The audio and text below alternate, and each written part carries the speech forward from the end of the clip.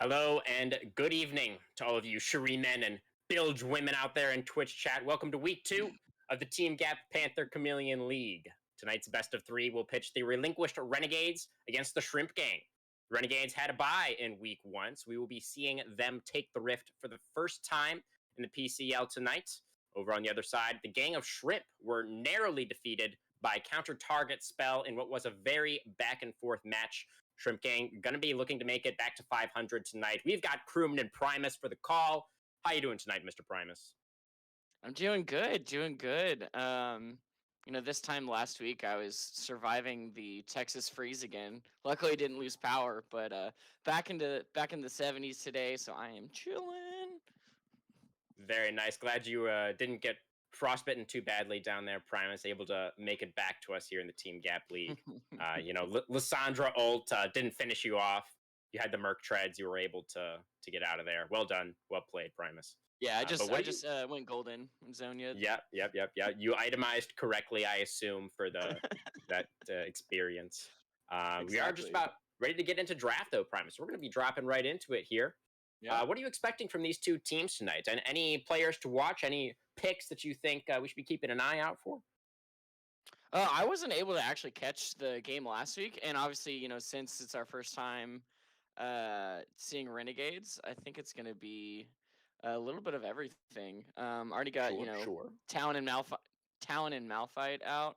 I don't know if they're gonna be focus banning anyone, but it's very possible. Um, Well, you mentioned Renegades, and the jungler for Renegades is named Talon in game with several accents. But I think the Talon ban towards Talon is fairly justifiable there. Also, you pointed out just as we were about ready to get on here, Primus, that Blue is actually taking a break from the LCS stage on Dignitas there, and he's actually joining us here in the Team Gap League yep. on the Renegades. So we've got Blue in the mid lane. And we're just gonna be getting through this first phase of bans now. It's gonna be the Master Yi and the Sejuani banned out from the side of the Renegades. Knock Knock did have a fantastic game on the Master Yi last week. That was the one game that they were able to take off of counter target spell was Knock Knock on the Master Yi. So that is going to get banned away. And it looks like the Leona is gonna be the last ban coming out from Shrimp Gang from Red side. And now what will be our first pick of the night? I told them to first pick Timo, so we'll see if they listen to me. But I nope, looks sure like it's hope going to not. be a Thank God. Xin Zhao game. So Talon, it's going to be confusing. Since he's not playing Talon, there's not going to be a Talon in this game. So Talon's going to be on Xin Zhao. First pick, first pick in the jungle. We typically see jungle and bot lane picked in the first round. Typically Pretty you'll see common. the counter pick saved for mid and top lane. Um, Ooh, that's the this is Zeri. our first? Yeah, this is our first Zeri game. She was not Um, enabled last week here in the Team Gap League. This will be the first play, I believe, that Zeri is seeing here in the Panther Chameleon League. And the Seraphine going to be paired alongside it. So I'll be honest, Primus. Yeah, I don't know a whole lot about this champion. I know that she's a more of a scaling pick, highly mobile, of course. Lots of right. AOE damage, but it's going to be interesting to see what she can get done here in this one. Yeah, I mean the trick to Zeri is she has the her passive where when she stacks up her Q, which is essentially her auto attack. When she fully stacks her Q, she gets an empowered auto attack. And we'll see, how well that Kodak's going to be, able to take advantage of the Zeri and really using that passive, to its max. But seeing an Orianna Jinx, so saving support for a counter pick, which I'm not sure was the. It was interesting because I'm assuming this Seraphine's going to be in the support. So I would have assumed they would have picked support to pick into the Seraphine, not leave anything up to counter pick, but confident with the Orianna. Didn't want that to go through the second round of bans. And knock is going to be on There he Nocturne. is. So would have been interesting to see Talon on Talon and knock on knock, but not this game. They're Maybe next not gonna game. let it Maybe through. next game, Primus.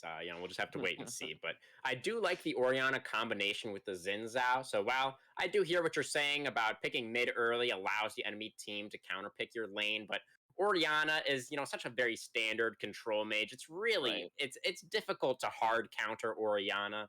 she's just going to hang out in lane and farm up till mid game and look for those big Right. team fights. And she does work quite well with the Xin Zhao. So I don't mind the pick. And the Jinx I do find extremely interesting going up into the Zeri here. Jinx, not something that we traditionally think of as lane dominant, which is probably what you're going to want to look for against this champ. Zeri is considered, I believe, to have a fairly weak early laning phase. That is a window where she can be punished. So the Jinx lock-in is definitely interesting. I think Jinx is stronger in the early game than she used to be, especially with those lethal tempo changes that we saw in the preseason, of course. So it's really, it might come down to outplay down here in the bottom lane. It's going to be interesting. Yeah, definitely. I mean, Lethal Tempo is kind of busted right now. It's gonna be funny watching because both these champions have zaps. Where they shoot a big True. lightning bullet They're at both from Zon. the enemy. A bit of a lore matchup there. Yeah, it is a lore matchup. So we'll see what Jinx if we see uh Powder, if Oh. we see Jinx, in her prime. Well, speaking So of those champs from Zon, there's the Victor lock-in as well, Primus. yeah, I mean it's gonna be an arcane showdown. Haven't seen the full Victor in the show yet.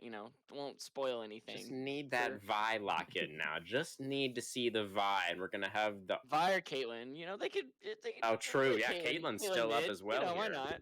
We Or already have Jace. 280 carries, but I had a Hey, we could Jin in see a my Jace, Jin made in my solo queue game earlier.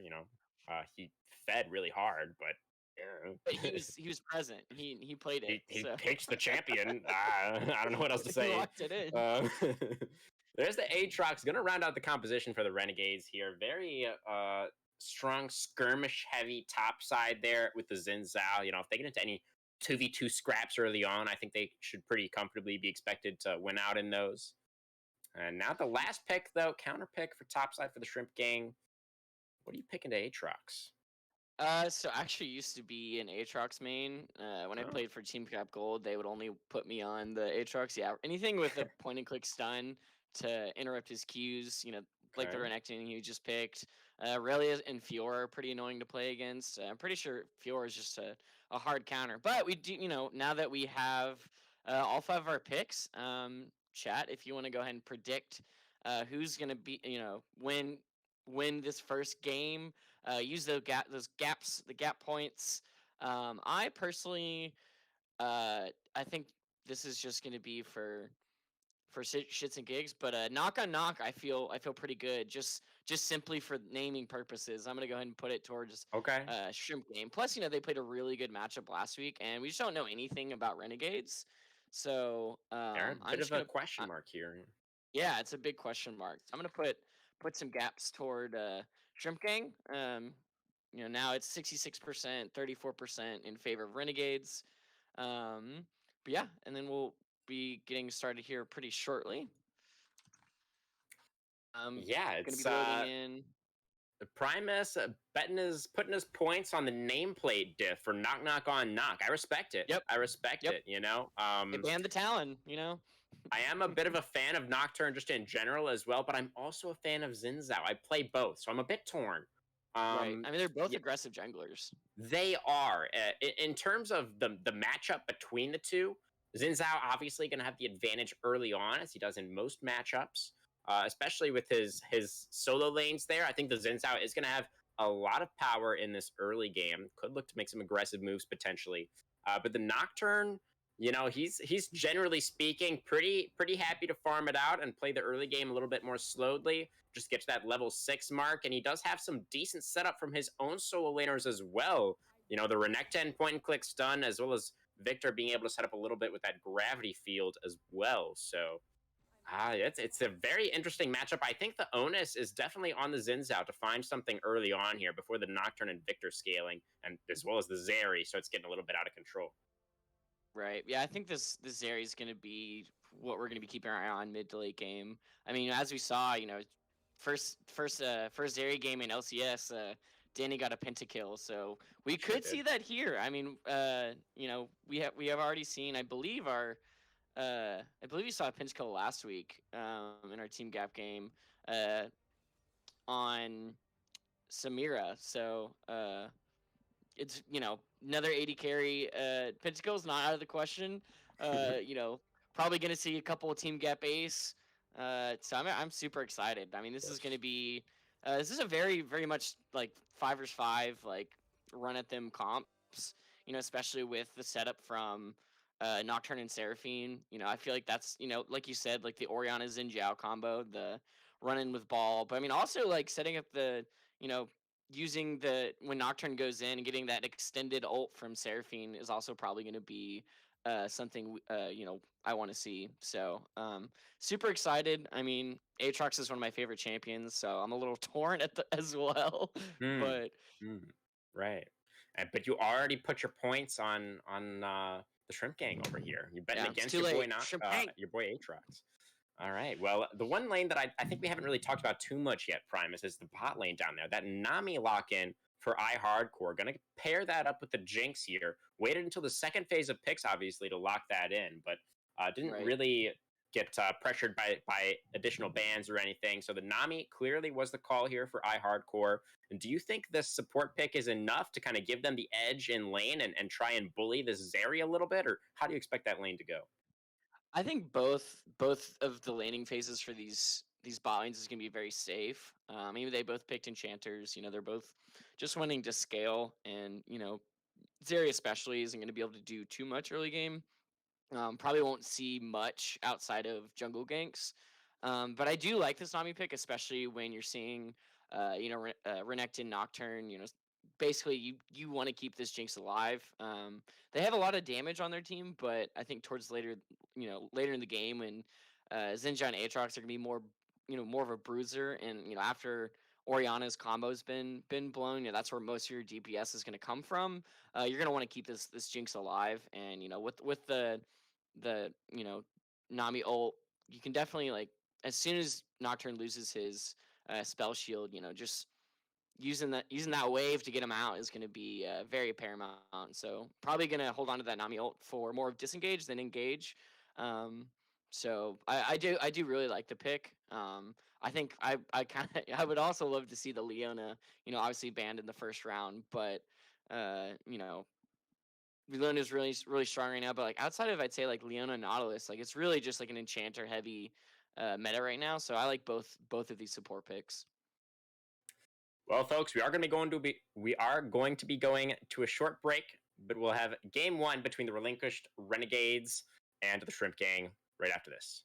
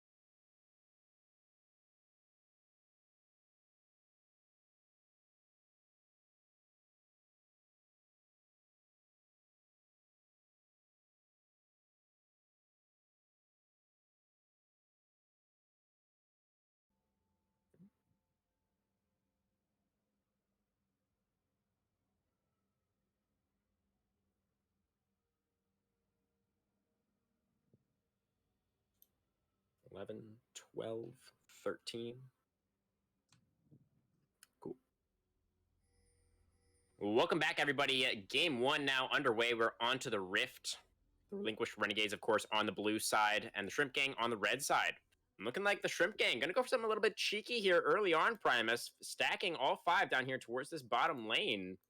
Might be looking for some early action.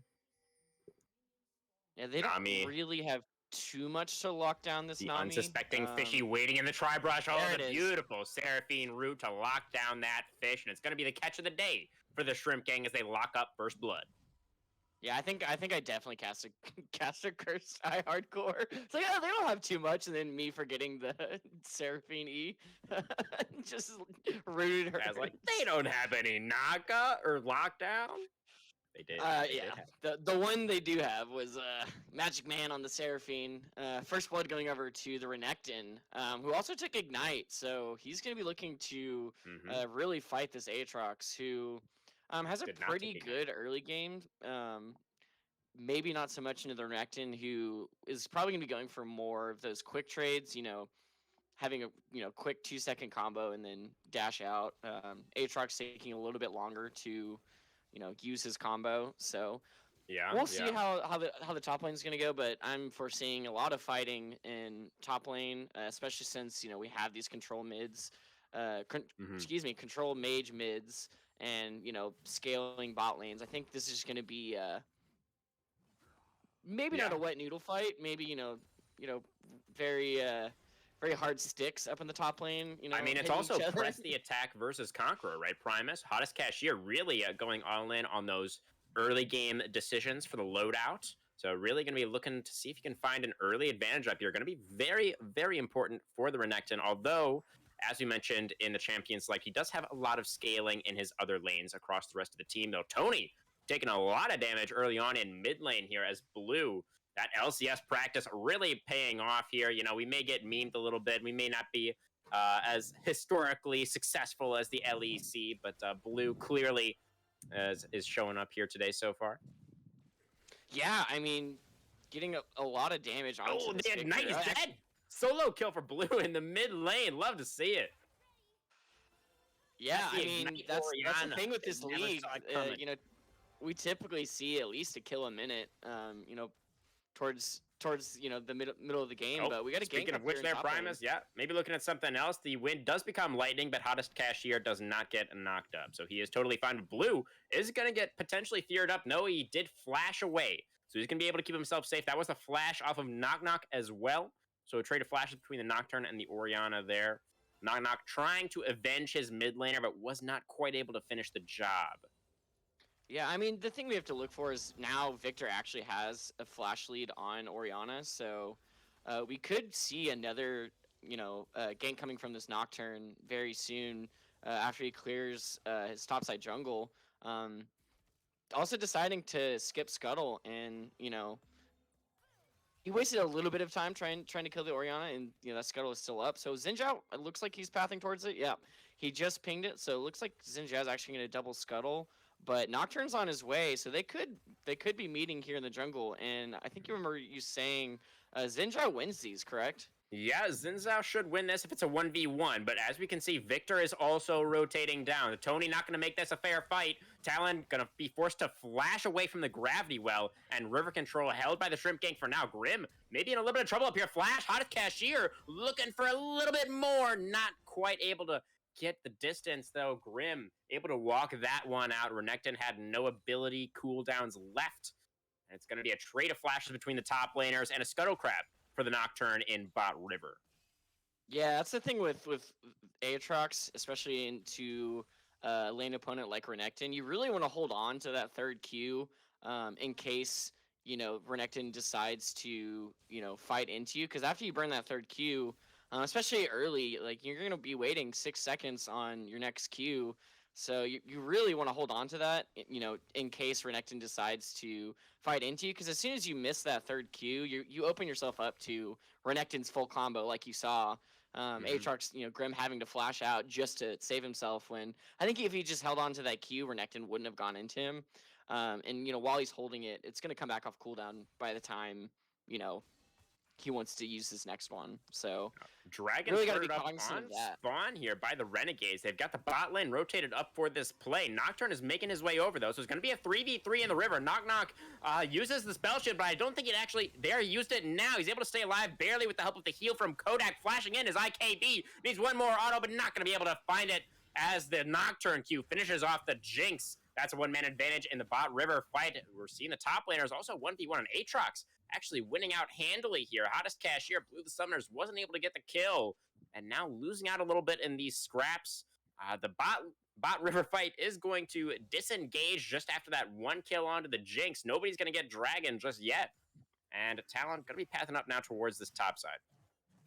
Yeah, as both junglers being super low, didn't want to risk it. I mean, Renegades was taking a lot of damage from that dragon. You know, the other three members got out with barely any health, and you know, Aatrox not having teleport, and especially now after those teleport changes, doesn't have the empowered teleport. So gonna stay a 4v4. You know, before the teleport changes, Aatrox could have held onto that teleport and saved it for dragon, but now just going to be, beefing it out in the top lane with both junglers. Speaking of, so are crazy, top yeah. lane. So They keep running into each other. Both junglers on the same wavelength, it seems, although Nocturne does have a level advantage right now. That's going to be Hottest Cashier popping the Dominus, getting a lot of damage down, but he does fall first in this fight as Grim able to pick up the kill and dashing away. The power of the World Ender, getting so much movement speed, not going to be able to get chased down. Knock had one level advantage, but importantly, it was not level 6. Nocturne, no access to that paranoia, not able to chase down any kills there. And it's another one going back to the Renegades. They're able to tie up this game 2-2. It's Kodak, nice sidestep on the bubble. Chaos Storm getting dropped in mid lane. Tony finding a lot of damage onto blue here. The Orianna still holding onto the Shockwave for now. Gonna be able to get the push here. That top fight was a little unexpected just because, we did see the power of the Xin Zhao there. Both champions only having 2 longswords. But Renekton had an Executioner's item advantage on Grim. So I was expecting that go a little bit, in Renekton's favor. It still has Ignite as well. Probably should have used that on the Aatrox because he did heal quite a bit towards the end of that fight, and then able to. Not sure who got the Scuttle Crab there. It's gonna be Kodak dashing over the wall. Victor made his way down, so it's a 4v3 in favor of the Shrimp Gang. They're gonna be able to find one kill onto Talon. He's gonna go down for the first time this game, and the rest of the Renegades will be pushed out of the river. And it looks like it's gonna be another Dragon start. This time, Shrimp Gang gonna be looking for that objective. Yeah, they avenge Hottest Cashier, and they get the Hexic Dragon here, which kind of funny. There's going to be even more zaps coming from this team, but Kodak's getting really aggressive here. Still has that empowered auto attack, but just going to back off. I'd love to see this from Hottest Cashier. That's good top lane play, knowing when you have a window to invade the enemy jungler's territory, try and steal away some camps. Is going to lose a couple of minions for it there as that wave crashes into the tower, but still probably worth getting that blue buff. As speaking of blue, he's going to go for the Shockwave here. Ignite drop down onto Tony already, and there's the last auto attack. Blue 2-0 in the Orianna, and Tony's really starting to feel the pain in that mid lane matchup. Yeah, I guess his time in paranoia. It's gonna be looking for once again a little bit of revenge.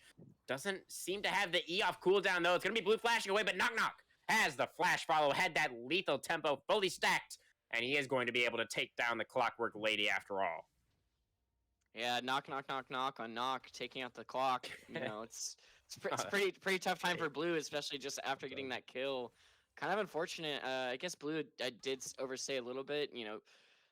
The thing with Nocturne is I believe they had vision to know that he was level 6, so they probably should have played a little safer and gotten the kill and immediately dipped out. But blue's gonna definitely regret that and losing his flash. Yeah. Excuse me, Tony in CS, so he's not in a too terrible situation. He is still gonna scale up in this game. That is true. Yes. They're gonna take Rift Herald for it. Yeah, Knock, after getting that kill onto the enemy mid laner, Victor is going to respawn first, of course, and did have a teleport as well, so able to get back out onto the map very quickly. Knock able to secure the Herald. We won't talk about that smite. It's that beautiful Seraphine ultimate locks up both of these bot laners. It's going to be the Shrimp Gang cleaning up house down here. Picking up 2 pretty easy kills. Hottest Cashier, though. That means they're outnumbered in this top lane fight. That means the Renegades have numbers up here, and it's going to be Grim. Just mowing them down. Hottest Cashier's running out of HP. There's the last hit. It's going to go over to Blue on the Orianna. Has 4 kills now. He is just scaling up to be an absolute menace as well. But Kodak, this Zeri, still the hope for Shrimp Gang. Able to pick up a couple of turret plates maybe down here. Yeah, this is a very interesting game. Still pretty even. Shrimp Game only being up, looks like 1,400 gold. Bot lane's winning for Shrimp, and Knock obviously being super strong. But Aatrox and Orianna, their solo laners, are killing it right now. Okay, here comes Paranoia once again. Gonna be looking for Orianna here. Beautiful shockwave for the disengage. Is it enough though? Gravity Well comes down. Orianna gets stunned up. And that is going to be a kill. The Q. Oh my goodness. Knock started walking away for some reason. Now Blue's on the run. Oh, the death ray just barely got his ankle. And Blue will fall in the end. I thought he was out of there for a second, to be honest with you. I did too. I mean, obviously Knock and Tony did as well. Not using those last auto attacks thinking that Blue was going to die, but getting that last shield and speed up was able to get him out for only a second, sadly. But, good job by him to at least make a good effort. But yeah, I definitely think this Nocturne is just going to be ulting as many times as he can on this Orianna. Because I don't think they win the 2v2 top, but definitely a 2v1, with the Victor. Definitely going to be able to get more of those kills if Blue's not careful. Able to get 3 plates there on that mid-tier 1, shared between the Nocturne and the Victor. Getting that tier 1 for the Renegades down extremely low. Could easily be the first turret to fall if they win another fight anywhere near mid lane. Hottest Cashier also able to pick up a couple of plates. We got some plates getting picked up for the Shrimp Gang across the board here. For the other side as well, but I do believe more plates have been claimed by the Gang of Shrimp, and that is evidenced by the slight gold lead that they do have here as well. See, now you say that, I'm imagining a bunch of shrimp with, colored bandanas and side caps. Like gang. Just ready to gang up on you. Shrimp making like signs with their tails. I don't know. Probably they have the little feet. They could. It's true. They could okay, all right. Well, we're gonna have an ocean dragon, the second dragon of the game, spawning in just about 30 seconds here. Should be no shrimp, just a dragon. Just a dragon, right? It is the river. I hope to see an Infernal Drake this game as well. With the amount of damage from these teams, there's not really a full tank on either of these teams. It's just a couple bruisers and then just insane amounts of damage. So I'm super excited if it's going to be an Infernal There's Soul. a shockwave once again. Blue does have the ignite. He's going to drop it. He's taking a lot of damage from the cancer. The flash away. Oh, he gets the kill, but will he be able to outrun the storm? Yes, he can. Blue able to play League of Legends, then immediately switches to Fortnite and outruns the storm. What a master gamer. Able to swap flawlessly between those. I don't know what that tidal wave was. I guess maybe they thought Nocturne was coming, but he was not. But see, they have river vision, so I feel like that may have just been an oopsies from iHardcore on the Nami, which kind of sucks because they're about to start this dragon, and having that nice to have that tidal wave. Yeah, would be pretty nice to have for sure, but they're still able to maintain that river control regardless, and they're able to pick up the dragon. So after that kill onto Tony, once again, it was a 5v4 situation on the map. Blue was also pushed out, so I guess 4v4 to be fair. But it's the side of the Renegades just kind of playing the map a little bit better and able to prioritize that objective there in that case. But Renekton is going to get a tower really for good it. with objectives, but they had the numbers disadvantage, so definitely smart of them to not engage that, not having the Victor. Yeah. But Blue coming in hot for Hot Cashier. Yeah, it does not have the shockwave just yet, but it's still going to force out the dominus there from Hottest Cashier. Orianna really putting on the pressure. Now, I do believe also as well as Seraphine ultimate comes out again. Charm onto the Nami. Zeri popping the ultimate. Kodak needs just a little bit more. Can't quite find it though as Nami does flash away. Keep herself alive for now. Now IKB able to get a lot of damage down as well. Zap does connect, but Jinx also running out of HP. That's Kodak dashing in. Can't quite find it. The super mega rocket of death will shut him down. And it's going to be all tied up at 8-8, 15 minutes in. Yeah, I can just hear the announcer as soon as Kodak dashed on the Zeri right as Xin Zhao showed up. Just I hear that announcer's, and that is when he knew that he fucked up. Just the disappointment in his face, I'm sure, was unimaginable. Oh, poor Kodak. Yeah. I still think that was a little aggressive. Magic Man had already been disengaged on the Seraphine. Kodak did have flash. Good of him for not using it, knowing that he was dead, but a little over aggressive on his part. But we're definitely seeing the power of this area here. Yeah, he had blood in his eyes, saw those low health bars and wanted to get those kills. I don't think he actually had his Trinity Force completed yet, though. I'm not entirely sure about that. But yeah, just didn't quite have it in the tank in that case. And he's going to give over a little bit of gold back here, but we're still very, very close at this point in the game. Yeah, and teleport coming out for Tony in the mid lane, trying to preserve that tower. Didn't want to lose too many minion waves. I'm assuming with all this vision they have in the river that they're going to try and get this last Rift Herald, which 2 for 2 and Rift Heralds will probably be very good for them. They've already taken down the top tower. This mid tower being very low. Rift Herald will be very good for them, but Nocturne's not in the area. Oh, that's going to be the flash off of Tony. Blue is really, with another shockwave, he's really just making the Shrimp Gang sweat here. Yeah, Victor has the corrupting potions and a biscuit, so he'll just heal up, back to full and be fine. Blue not having the same luxury, not having to worry about too much with mana. He does have this completed tier, so probably going to be seeing that into an Archangels here pretty soon. Probably third item. I'm trying to forget the new components for the Archangel. I don't think Aether Wisp is one of them. Yeah. I don't either. As that's going to be Talon going in, but he's going to get locked up by the Gravity Well. Super Mega Death Rocket does connect, means they just need a little bit more damage onto the Victor, and he will fall for the 5th time this game. Not really a great performance from Tony here so far. Does seem to be getting caught out quite a bit, as now the Renegade's going to be moving up towards this Rift Herald. They did sack that bot lane tier 1 to make this play, as that is going to be a lot more gold going onto the Zeri. Being able to secure this objective could be meaningful if they are able to find a big push with it a little bit later on here. Yeah, they'll probably drop it mid. Orianna going to be able to take this first tower, so they're probably going to drop it on this tier 2 mid. Zeri, pretty far in the bot lane, and Renekton in top. This is a pretty easy decision to go ahead and go for this Rift Herald mid, knowing that no matter what, they would have the numbers advantage. Renekton not having teleport, so can't really answer this. And Blue Renegade's just moving as a group. Blue now in the jungle, looking for something on a Magic Man. Just needs one more auto, and he will find it. The Seraphine falls. First death of the game for Magic Man, and it was at the hands of Blue. I mean, what can you do, right? Yeah, the magic wasn't there for him, sadly. Blue just really showing his prowess on the Orianna right now. 6 kills now. He's moving around the map so well, as that is a Xin Zhao deep behind enemy territory, but not. Aatrox is here to try and come to the rescue. Xin Zhao will still be the first death of the fight. Haskash here with a massive Gore Drinker. So much healing for the Renekton, but the follow-up still not quite there. They're able to find actually the kill onto the Jinx. A nice flank from Tony, able to sneak in a death ray there. Picks up a kill onto KB. It's going to be a 4v3 on the map right now in favor of Shrimp Gang, but they don't really have the health bars. They don't really have the positioning. Dragon is alive, but Blue doesn't have mana and doesn't have teleport. So the side of the Renegades, they're going to have to cede control over the area. Yeah, I think they should just give this up.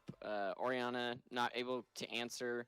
Orianna and Xin Zhao, excuse me. So not really going to be able to do anything. I'm assuming they're just going to give it up, but the Shrimp Gang not are starting it. They're not starting it. Yeah. I definitely question their decision. I mean, they saw them leave. You just got a kill onto Xin Zhao. Yeah, like the Xin Zhao was, when they were in the pit, there was 10 seconds left on his timer. They're just giving this up now.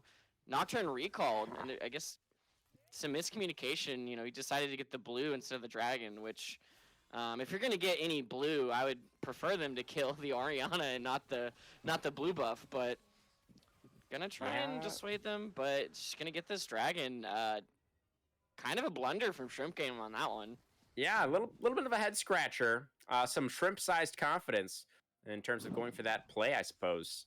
Just not really able to make it happen. But they are still in a decent position in this game. It's not like they're super far behind or anything. They actually do have the gold lead, which makes it kind of even more puzzling why they wouldn't want to go for that. As their composition is in a pretty good spot right now. I mean, Renekton is still extremely powerful at this point in the game. Yeah, I mean Yeah, they've taken all three of the tier one towers.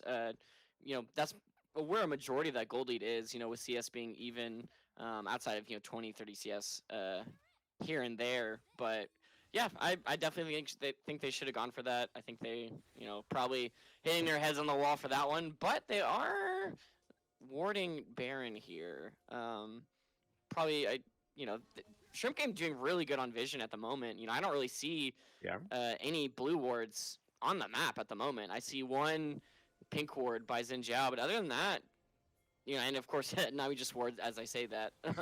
But Okay, Seraphino's been on the Jinx. That could be pretty big. Cashier gonna find the stun. The Aqua Prison is beautiful. Jinx barely able to stay alive. Kodak is here now, but not able to find the kill as IKB slinks back off towards the base. No harm, no foul. It was a beautiful ult from Magic Man, but they just didn't quite have the damage to finish off IKB there. Now we also have to remember that a majority of these fights, Aatrox hasn't been in the fight. This is a 2-0-3 Aatrox. Looks like pretty close to finishing his second item, getting that big power spike. So looking forward to seeing what this Aatrox can do. He has been dominating this game. He's level 13. He's the highest level in the game at the moment. So I definitely think that Grim on this Aatrox is going to be what turns the fights for Renegades at the moment. Okay. I mean, blue is still extremely powerful on the Orianna here as well. I definitely think those are the players to watch for the Renegades. Jinx is going to be scaling in here as well. Still waiting on that second completed item. So IKB not really going to be too much of a powerhouse in these fights just yet. But, he will get there. He will get there. Yeah, now we kind of have a standstill in this game. I guess probably a good thing to ask is this is still pretty even, but do you think from the fights we've seen so far, who's going to come out on top? Because I feel like there's similar team comps and scaling, so I think it's really just going to come down to player skill. So what are you feeling for the results of this game so far? It's a tough one. I mean, the Seraphine has been really clean so far. The Zeri is still a little bit of a question mark for me. Like Kodak, seems like he's fairly powerful, but I mean, has he really put in the time on the champion to be able to carry these late game team fights? Like, I'm a little bit skeptical. And the Orianna here for blue has just been an absolute menace all around the map here. So I think it's kind of gonna come down to if the side of the Shrimp Gang can use the Nocturne and the Renekton to find picks in side lane and then convert that into objectives, I think that is pretty much how they win. And for the side of the Renegades, I think this Orianna and this Aatrox should be able to carry team fights if they're just straight up 5v5s. But hard to say for sure. I agree. I think Renegades, if they just fight with their solo laners, they should come out with a win, to be honest. Tony having a tough time so far. Unless Nock is able to get picks, I definitely think they win the team fight. Especially once they now that Grim has that empowered teleport, which he hasn't used in a fight just yet, but I think that it's very possible that he will soon. Because it looks like he's recalling, and before the drag comes up, probably going to buy that second item, so he's also going to be very strong. So probably going to see him teleport, possibly, maybe even Baron. It looks like they're just going to give up the drag and try and get some Baron control at the moment. There is a Scuttle Crab here that is going to be a little bit annoying for the side of the Renegades if they really want to try and go for this. Dragon spawning in just 20 seconds, and we see the Shrimp Gang stacking the line bush here near mid lane. And it really does seem like the Renegades are just committing to this top side of the map. Midwave gonna get cleared out. So no mid priority. They're trying to bait them into the Baron. They do have that pink ward on Dragon. I definitely Okay. like this. I mean, is this just going to be a straight up trade? Like Yeah. Aatrox is down here. I mean, these blue wards are denied by the pink ward in the pit. Baron is not going down super fast, but I don't know if the Shrimp Gang have enough time to get up here. It's down to less than 50% HP. Aatrox going to teleport into the river here just to make absolutely certain that this play is going to work out. Here comes the tidal wave. Knock Knock popping the ultimate. Paranoia, but he's not in the pit. It does go over to the side of the Renegades. Seraphine ultimate comes down, but not quite enough range. Knock Knock gonna use a stopwatch to buy a little bit more time. Hottest Cashier now into the back line, looking for the damage onto the Orianna, but he's not quite able to find it. Orianna's burning, but she manages to survive. IKB, though, has no peel left. He will fall. Hardcore gonna get chased down by the Victor here. So 3 kills picked up by the Shrimp Gang, but the Baron did go over to the Renegades. I think he'll take the 3 kills, though. And they got the Dragon and they as well. got Dragon as well. Yeah, I mean, I think I liked the decision from Renegades to force the Baron. I don't like how they waited for because Aatrox had TP that whole time. If he had TP'd earlier, you know, when they started the Baron, you know, because he wasn't really doing anything other than pushing. Wow, this is a huge push coming in from the Shrimp Gang. After getting those 3 kills, they knew in a 5v2 situation they had all of the pressure on the map. They're able to pick up that tier 3 tower. But yeah, Primus, I really feel like the side of the Renegades, I agree with you. I think the Baron call was ultimately a good one, but it seemed like they just kind of split up after securing the objective and let themselves get picked apart a little bit in that fight. Everybody kind of ran in a different direction. And I wonder if they had just sort of ran out together as a 5-man group, if they would have been able to save more of those buffs. Yeah, and Hottest Cashier just being an absolute menace, getting to the you know, the back line and just wreaking havoc. Basically 4v1 there for a second. Really disgusting show from him. That was amazing. Yeah, I mean, they had already gotten low from the Baron as well, so really unfortunate for Renegades. They get the Baron, but you know, they give up 3 kills and a Dragon, and you know, that mid lane inhibitor turret. Yeah, you know, that's not something you want to see, especially since, you know, they've been playing so well this game so far. Blue's still alive, not getting that shutdown gold, but we'll see what they're gonna able to use with this Baron. Looks like they will be taking top tower with the Aatrox. But there are 3 members in the top lane. Oh, they did get it. Okay. Yeah, did Aatrox get local gold for that? I'm he walked away a little bit. assuming so. He probably did. I'm assuming. But, you know, the empowered siege minion. Actually, no, wait, he didn't have Baron. I take that back. You're right. Did die. Yeah.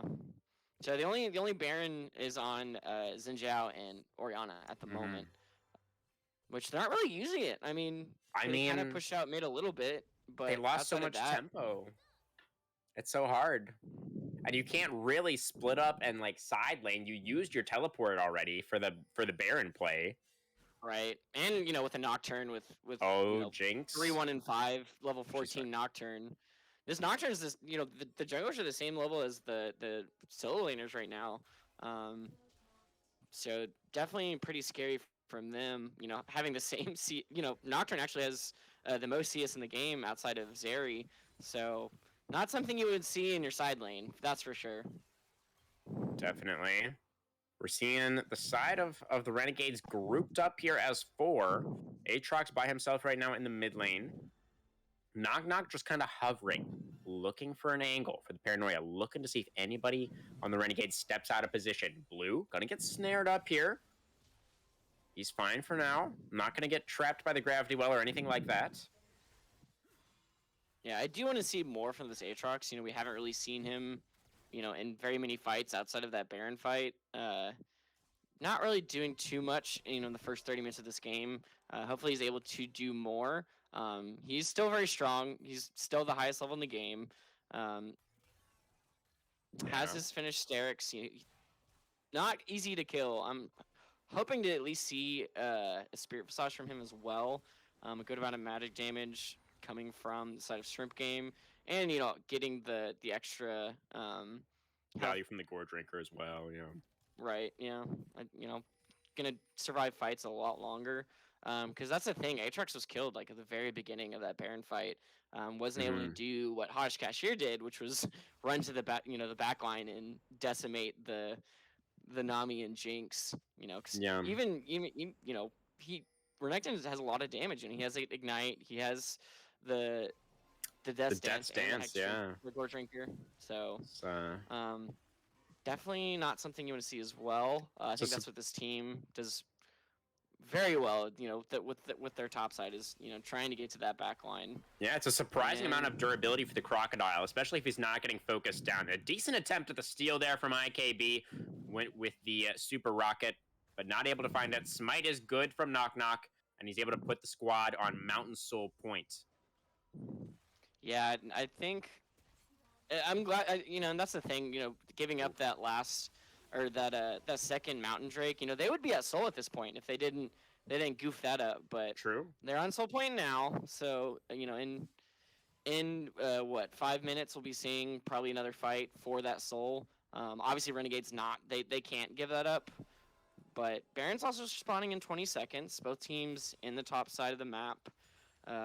Clearing waves and pushing out at the moment.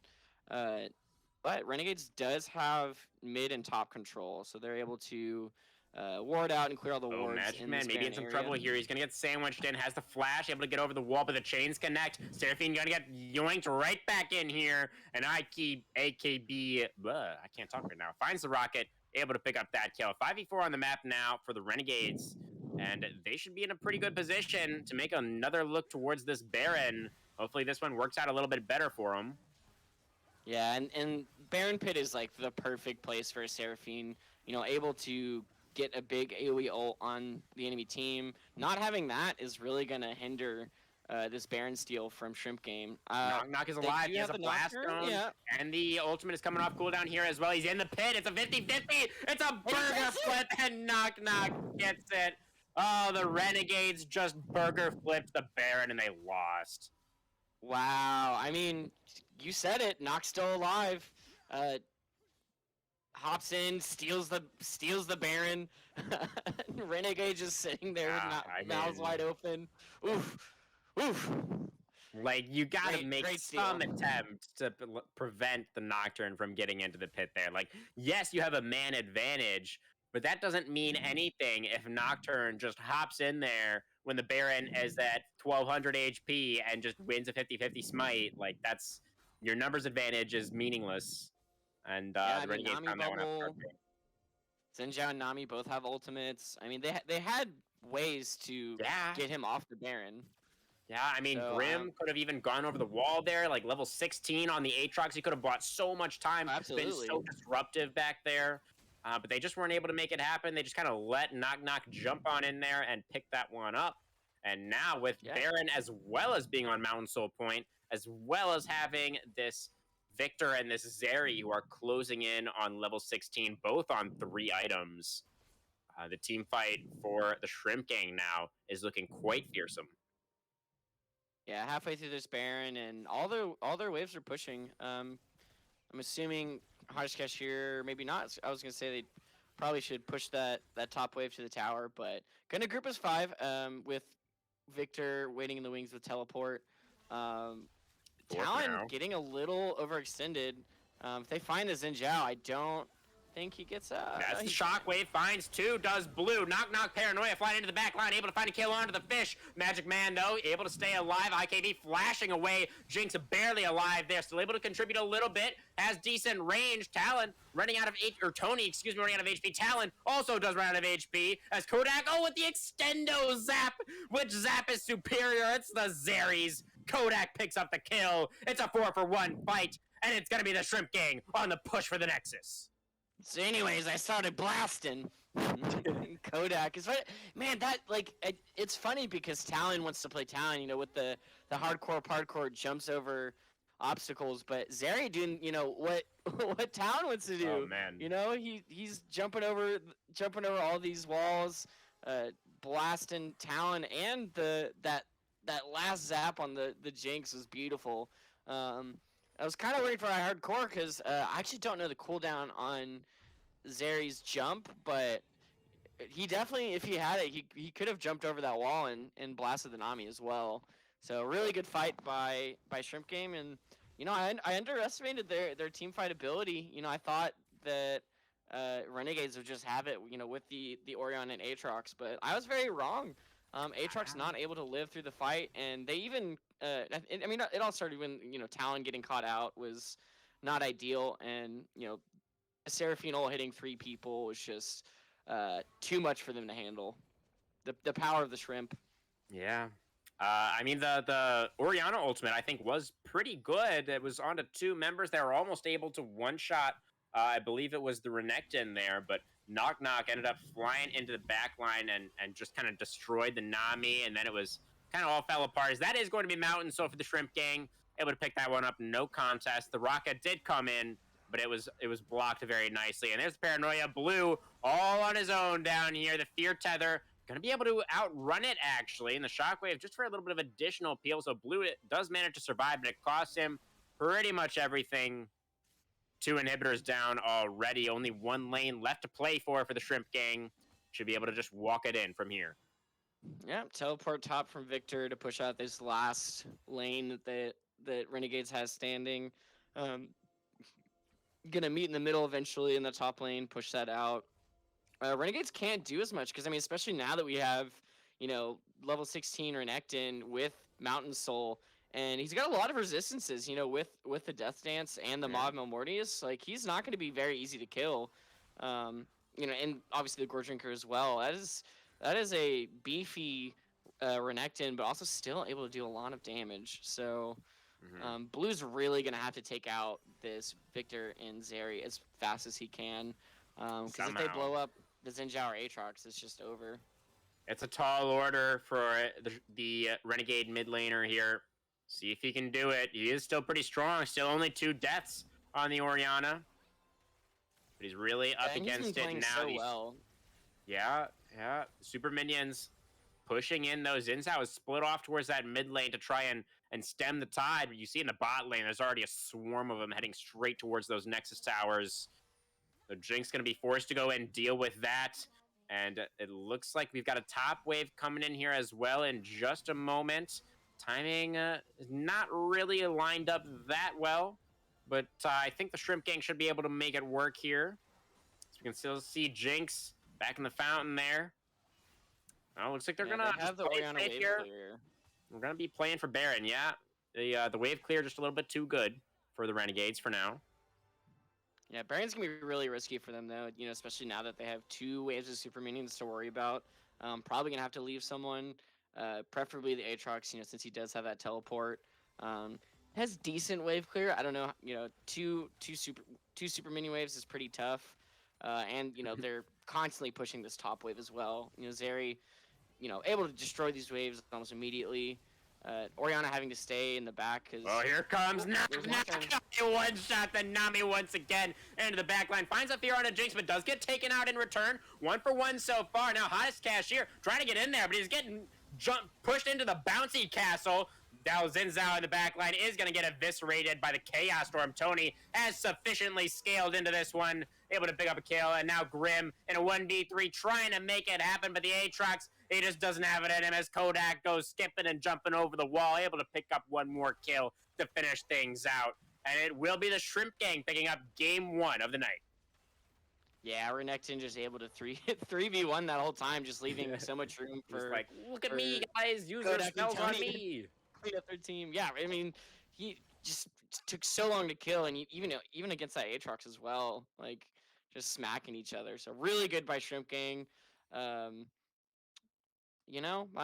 This is probably one of the first times that I've actually been right about who wins. Hey. Usually I cast a curse and I pick the wrong team.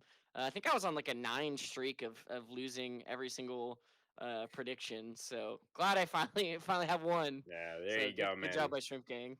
Got some points back here. Help make your future bets a little bit more profitable, potentially. Those gap love points. to see it. Oh, yes. Oh, yes. I love those gaps. Let's check out those damage charts. See who came out on top. Blue kind of blew everybody away, honestly. Yeah, pun intended. But it wasn't enough to get the W. Yeah, I mean, I'd say collectively there's a lot of damage coming out from Shrimp Game. I mean, that Seraphine damage as well, out damaging 3 out of the 5 members of Renegades. So those Seraphine ults were honestly on point. I don't think she missed. I think she missed one at that Baron Really? fight. But outside of that, like the Magic Man on the Seraphine was really killing it. Yeah, definitely. Yeah, the Seraphine play was quite good. I think we definitely got a shout out knock knock on the knock here as well. He True. great performance on the namesake champ there, especially towards the end game, able to make sure able to get consistently picks at the beginning of those fights and make sure that those were going in favor of the gang. Love to see that. Hottest Cashier also on the Renekton had that huge fight around that first Baron, right, where he's able to get into the back line and help make that one happen. But Primus, who would you say is your pog for game one here? I mean, we still got some more League of Legends to play tonight, of course. But if we are deciding on our player of the series right now, who are you looking at? I definitely think it's probably going to be. I mean, Blue very easily was the MVP for Renegades. But he lost. Playing out of his mind. I do agree, but I just wanted to quickly shout him out. Yeah, sure, They sure, yeah. definitely He played they did well, lose the but game. he can't be player of the game if he didn't win. Yeah, I definitely think it's gonna be Magic Man. Only dying twice in the Seraphine, which is pretty tough. Being a very squishy champion, and just having great setups. Working with Knock Knock to get all of those engages done. I think that was very well, very, very, very well accomplished. And landing that first route to get first blood. 30-minute game, we forget, but they got the first blood for Hottest Cashier. In the first minute of the game, so can't really say anything else other than impeccable Seraphine play. Yeah, definitely. I like it, Primus. Like it a lot. The Ayaya bot lane, as we have dubbed it, I think, was victorious. So good stuff coming through from the Zeri Seraphine there. Able to make that one work quite well. I do think we will probably go to a short break here, guys, as we get prepared for our second game of the night. Need everybody to regroup with their teams, discuss strategies for the second champion select, but shouldn't really take too long. And we're going to be right back with some more team gap action in just a few minutes. Don't go anywhere.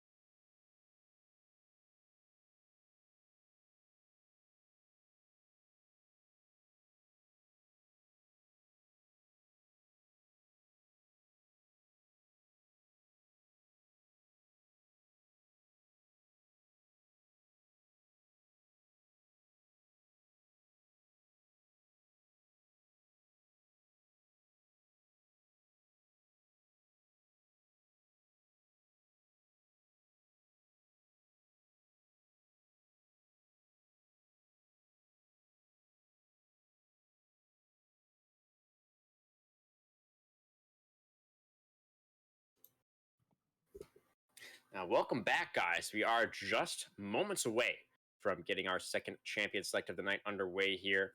Primus, what kind of adaptations do you think would be good to see from the Renegades as the losers of game number one in this second champion select? What do you think are the adaptations that they could make to improve their chances of taking us to game three here tonight? Yeah, I think they played very well. I don't think they utilized the Aatrox as much as they should have, and I'd say like the middle of the game around that 15-20 minute mark. And especially when they were doing Baron and just had Aatrox sitting in the bot lane, just farming a very because it was close to their base as well. It was not like he was going to be taking a tower by any means. So I think they need to use the Aatrox better, and especially when you have the teleport advantage that he did. Renekton having ignite that they really should have used that teleport more for proactive plays when they finally got that empowered teleport. But Well, Primus, yeah, we'll we'll we'll see what see happens if in the draft. we'll see if Aatrox makes a reappearance here or not. We're moving actually very quickly through this one. The teams have swapped sides for our second game. So Shrimp Gang going to be moving over to blue side here. And they just went ahead and insta-locked that Zeri for Kodak. I mean, he had a solid performance on that in our first game. And it was left open. So they're just like, yes, please. We'll take that 2 games in a row. I will say, it looks like the Renegades have gone ahead and banned away the Nocturne from Knock Knock, which I think was honestly a mistake to not do that clearly in the first game. They are going to rectify that mistake and take that away from him here. So Knock Knock will now be on the Sejuani instead, it appears. It's going to be going up against the Viego. That is a pretty spicy matchup. And a couple of Ooh. enchanters in the bottom lane. What do we make of this so far, Primus? I really like this. I mean, Viego's one of my favorite champions. I just love the versatility and stealing souls. Because that's when you really show how good of a player you are and flex on the other team. Is like, yeah, I'm gonna kill you with your own champion. Like, I can watch play me. your champion better than you. Exactly. But yeah, Seraphine Zeri again. Honestly, pretty terrifying in the mid to late game.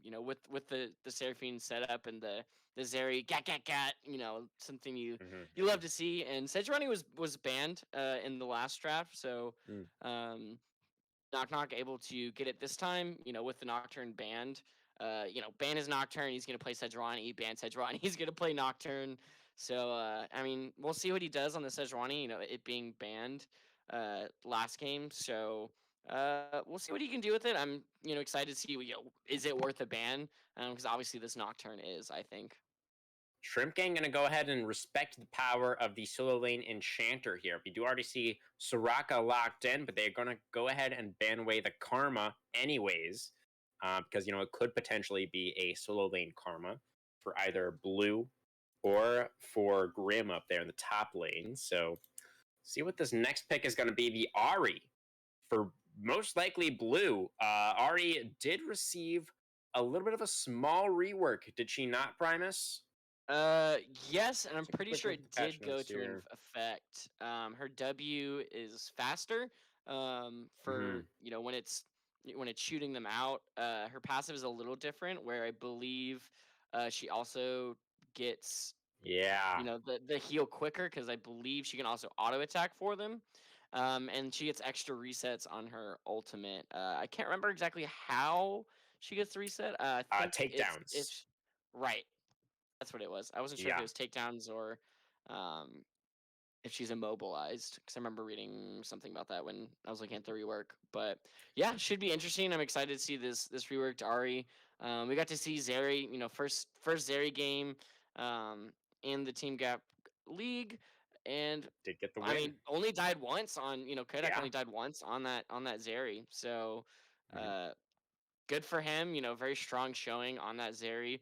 Only had that one goof getting killed by Mhm. Xin Zhao um, in the early in the bot lane, but outside of that, he didn't die in any fights. Probably thanks to having such a good front line. With the Renekton and Nocturne. Really taking the heat for a lot of those fights. Okay, guys. Well, we have finished up the champion select now. So, looking back over at the side of Shrimp Gang, it is going to be Tony on the Lissandra and Hottest Cashier piloting the Mordekaiser this game.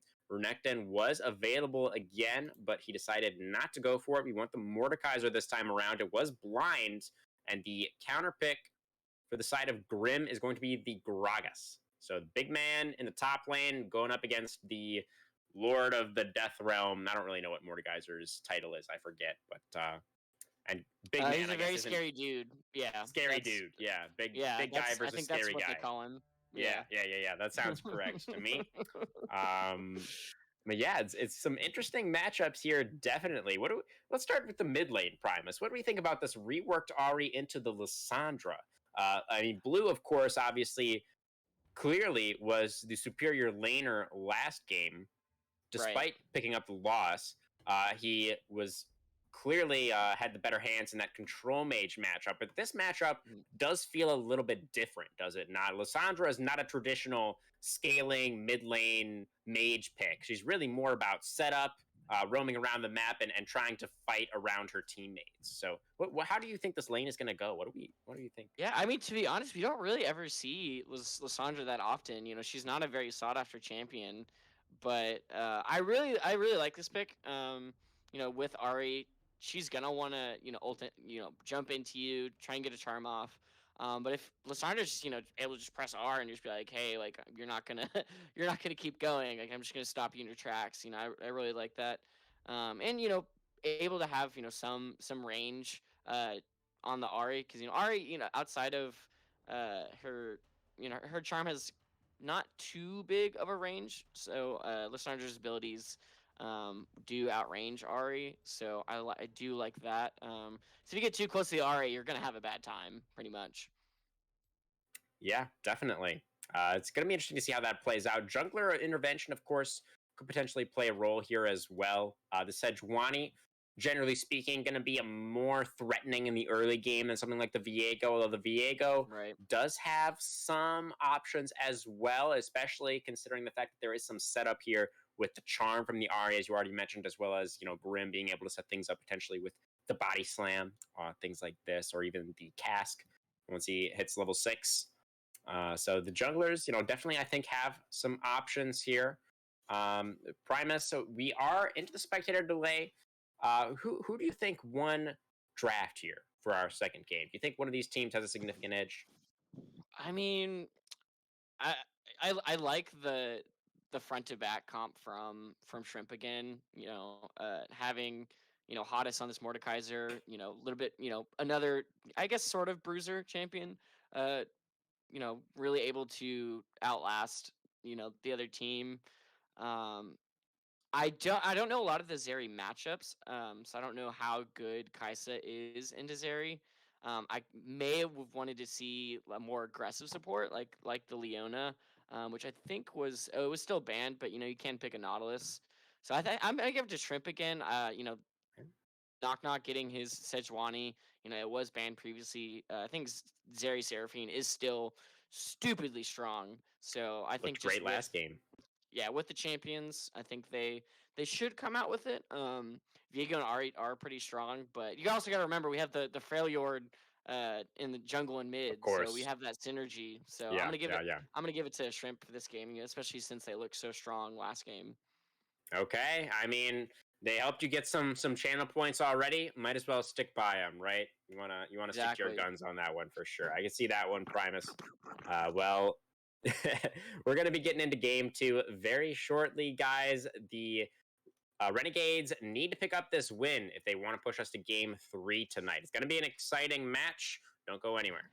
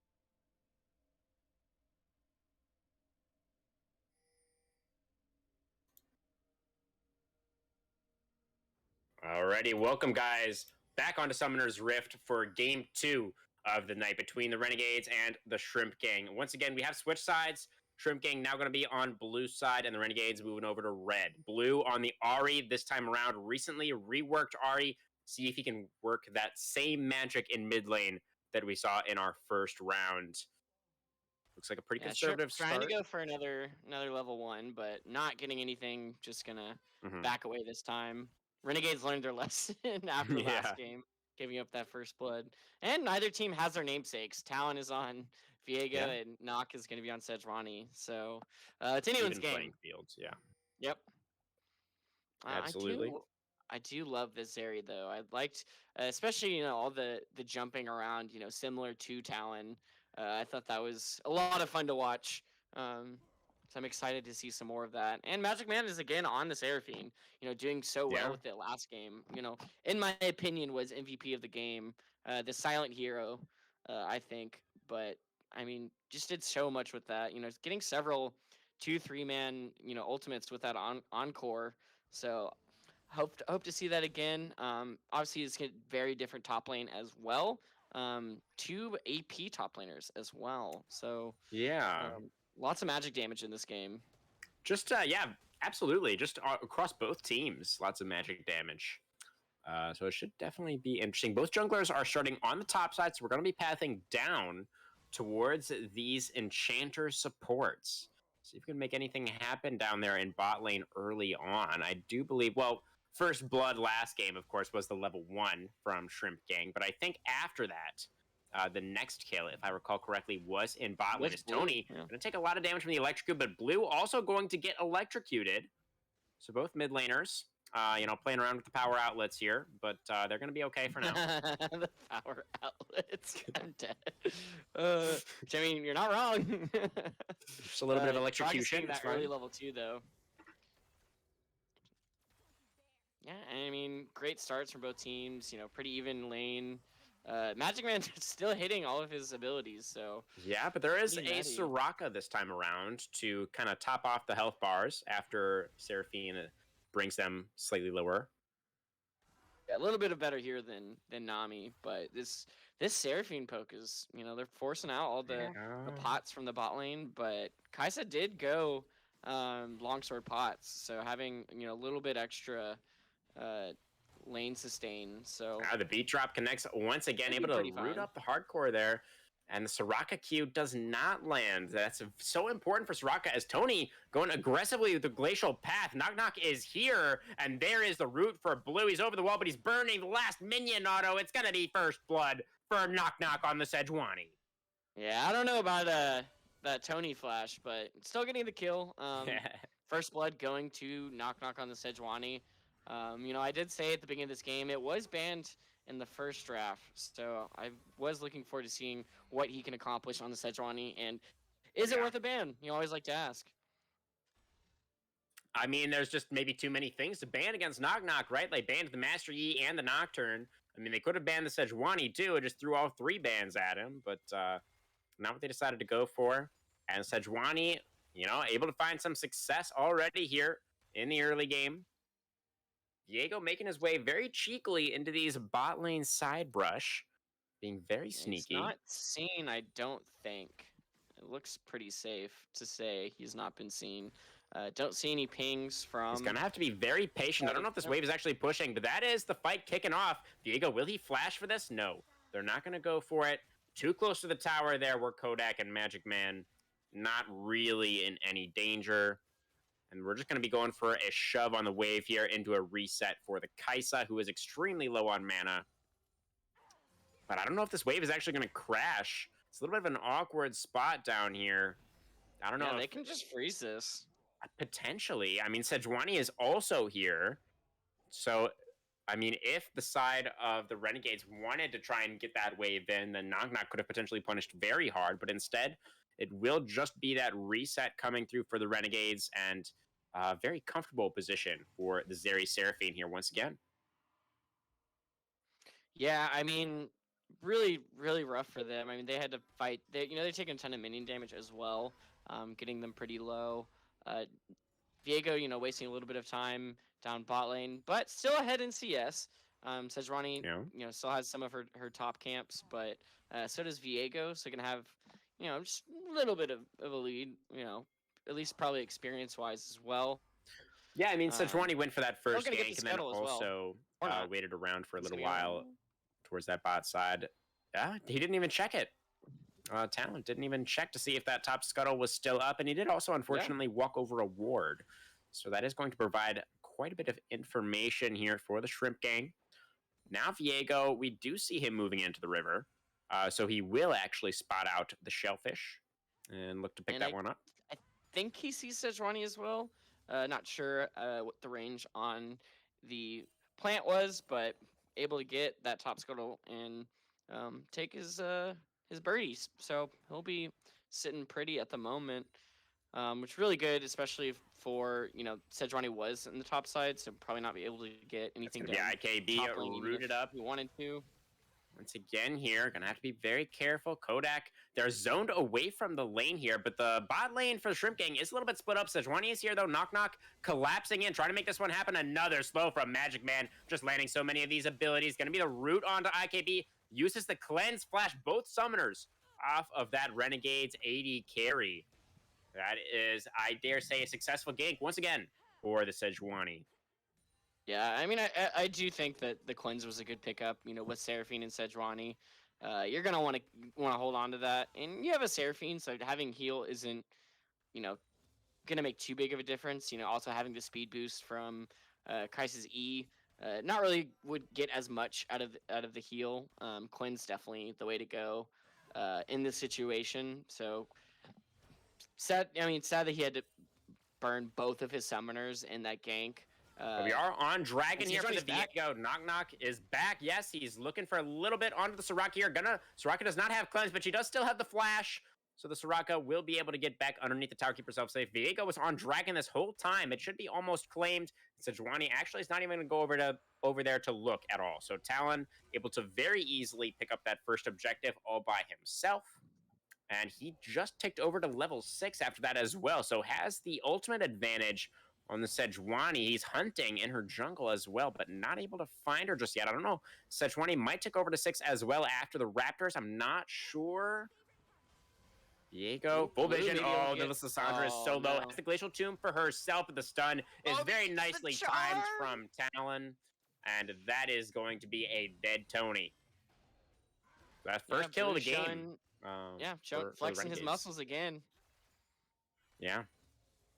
Last hit did go over to the Viego, but I think that's pretty good. Viego definitely will benefit from that injection of gold there. And really quick side note here, Primus, I did see a message over there in Twitch chat. It's actually just 1-0 in favor of the Shrimp Gang right now. Looks like we have the logos swapped now on the stream, but the game score actually is backwards still. But we can get that fixed for you guys in just a minute. We are seeing Rift Herald now on the map. Is going to get started up by Knock Knock as Viego was pushed out of the river there. Did have to expend both Flash and Ultimate. Did Talon, so he is not really going to be able to contest that. And a trade of objectives is going to be coming through. Yeah, I mean, early in the game, I definitely think that Rift Herald's going to be more beneficial. Able to take several plates. First Ocean Soul's not going to be, too big of a deal until you start stacking all those dragons. Infernal Dragon being next, that one's always good to have, especially not as much damage I'd say on Shrimp Game as last game. Having the tank jungle this time, Lissandra not known for being too high of a damage dealer compared to say Orianna or Ari. Oh, blue, just half health Tony there off of one charm. That was pretty nasty. As Hottest Cashier going to get casked away. Just going to take a drink there, courtesy of Grim, and going to feel kind of okay about it. He's not going to have ult for this gank though. Yeah, the Gragas maybe under some pressure. Does still have the flash, and his turret will not die from the charge. Shelly was summoned very early, so they're just going to get this turret down to 2 plates. And not really going to be able to accomplish too much. His minion wave has already been cleared out. Grim is going to get pulled in by the Death's Grasp, but he's pretty healthy still. And yeah, just 3 plates, I suppose, picked up for the Shrimp Gang up in that top lane. And Viego, though, love to see this from Talon. You see the enemy jungler top side. This is your go button, your green light to go ahead and invade bot side. And he is going to be very much rewarded for that, as he is going to find many camps available for taking. Yeah, it's the second buff that Talon's going to steal on the That is Viego. the Death Realm coming out from Hottest Cashier, but Grim had enough space to get back to the tower. So Gragas, once again, not really too worried about any of that. Yeah, he's got Bomby Cinder. He's got the No Match Mantle. He's he's chilling. He's not squishy at the moment. Mordekaiser not going to be able to just immediately blow him up. But Flash coming up from both Blue and Tony. Pretty close. Good flash response from Tony. Respect that attempt from Blue. It was actually a little bit spicy, as of course Sejuani was in the area, and now they're going to be going in the Freljord Synergy Primus, and there's the Glacial Tomb, but Blue still has another charge on the ultimate. He's going to be able to get over the wall here. They had the CC Primus, but they didn't have the damage. Yeah, Ari slippery. That little fox is gonna be foxy and sneak out of there. A really smart gank by Knock Knock. Knowing that Ari had just blown Flash. Tony, I'm not sure if he had his movement ability, but able to get over the wall. He used it to set up the play in the first place. Right. He used it to get into the lane. Yeah, I don't think that was off cooldown. Otherwise, I think he would have possibly chased. But it's okay. They got a lot of damage on the Ari. Forced her to burn her ultimate, so she's not gonna have it for the moment. So probably gonna be very chill at the mid lane here for a bit. And they have the mid control, so they have all this drag control. They have two. Yeah, look at all those wards in the river. Yeah, great. So really good setup by them. Yeah, and they need it. I mean, they lost the first Drake to Viego, who's been doing insane work farming the jungle at the moment. So true. He's very far ahead, but he is going back to base right now. Because he doesn't have that priority, any vision in the river there, so he's just not really going to be able to contest this. Means we will tie up that dragon count at 1-1, and we will see very shortly, I think, what our soul is going to be for the second game. I want to see a Hextech Soul. That one's... Yeah, your wish is granted, Primus. Yeah. Hextech Soul it is. Because I said something. Usually... Riot is, for once, listening to me. I mean, usually it works the other way, right? Like, the casters say they want something, and then that absolutely does not happen. As Hottest Cashier is going to get stunned up here, but still has the ultimate. And the Viego now finds himself in some hot water. That's some fancy dancing moves from Talon, able to get back over the wall with the Heartbreaker. Oh, but a beautiful ultimate from Knock Knock will lock him up. And Talon gets taken out. First kill of the game for the Hottest Cashier Nene. Yeah, Hottest Cashier having an amazing game again. Really, I mean, great setup. Viego almost got out, flashed over the wall and then ulted back over the wall. But Glacial Prison's not going to let him get out. He was sent to jail by the Sejuani, so can't really do anything about that. I'd already burned the flash, already burned his ultimate. So Knock Knock, obviously you can see, why they don't want him on the Sejuani. He's getting counter jungled and he doesn't care. He's just going to use his abilities. He doesn't need those buffs. He's Sejuani. Yeah. Like, who he cares? doesn't need gold. Like, that's just extra. That's just gravy. He's Sejuani. Yeah. That's all that matters. Is Magic Man gonna whiff the encore there, but that can be forgiven. I think we have enough goodwill for Magic Man Seraphine at this point. Yeah, we can pretend like we didn't see that. I didn't want to say. I didn't want to bring that up. Hit all your abilities. It's just just in case. We'll pretend like we didn't see that. Once in a while, everybody misses one. Yeah, luckily Seraphine can't miss her ult, but Talon is here. It's gonna be a 3v3. Knock Knock going in for an explosive fight here. It's gonna be IKB flashed away, trying to stay alive. He can't do it though. The Kai'Sa will fall first, and now Soraka and Viego underneath the tower. Gonna be able to stay safe for now. Wave will crash. Blue rotating over to make sure there's no kind of dive shenanigans gonna come through here. Knock Knock doesn't have the Glacial Prison off of cooldown just yet, so it will be just a 1 kill and the back away. But it's the Shrimp Gang extending their advantage here in the early game. Yeah, I mean, they get 3 summoners from IKB and Hardcore. You know, Kaisa having to burn both the Flash and Cleanse and still not able to get out from, just the root and all the stuns coming from the Sejuani. So great play by them, getting this Zeri her first kill. Seraphine now 1-0-1. So once again, bot lane doing very well with this Zeri Seraphine combo, which I really like. Blue trying to do some work in mid lane, doing what he does best, winning these trades, pushing, but there's a Sejuani But once again, Sejuani doing what she does best. That's a nice dash away, though, and a nice charm. Blue doing his best to escape here. He only has 1 charge on the ultimate left, and he's able to turn it around. He gets the kill onto the Sejuani, almost able to make it the 1v2 outplay, but Lissandra still was holding on to the Glacial Tomb there and able to lock up the nimble little fox, make that a 1-for-1 in the end. Yeah, I don't think the communication was there for our Freljordian characters. I mean, Knock Knock going back in on the Ahri, but Tony was backing off and going back into lane. Still able to get the kill, but Knock Knock was kind of out there by himself. He locks down the Ahri, but there was no follow-up from Tony. Whoa, Tony very aggressive. He needs a little bit more time before the team can get here. Hardcore extremely low, though. That's a flash in. Tony able to get the extended range on the Seraphine ultimate, but Hardcore able to make it out. IKB cannot say the same. He will fall once again here. Kraken Slayer completed for the Kaisa, but he's gone down a couple of times in a row now. And it's up to about a 3K gold lead for the Shrimp Gang at 15 minutes. Yeah, Magic Man flexing on the Seraphine again. Now most kills in the game. True. 50% participation. Blue in a 1v1 against Kodak down here. Ahri versus Seraphine. Ahri able to escape, goes back in with 1 more charge on the ultimate, but Kodak, 1 more auto, should be able to get this. Blue flashes away, stays alive, the charm, the W, Blue with the outplay, takes out the Zeri. I mean, I thought the Zap was going to do it, but not having vision on the Ahri, he just kind of threw it out blindly. So Blue getting that 1v1 kill. Kodak was doing work, but Blue's just too good on this Ahri, He's pretty good on the Orianna, too. Like seeing his prowess. I think he just might be good in general, Primus. Yeah, honestly, I think he's just playing very well.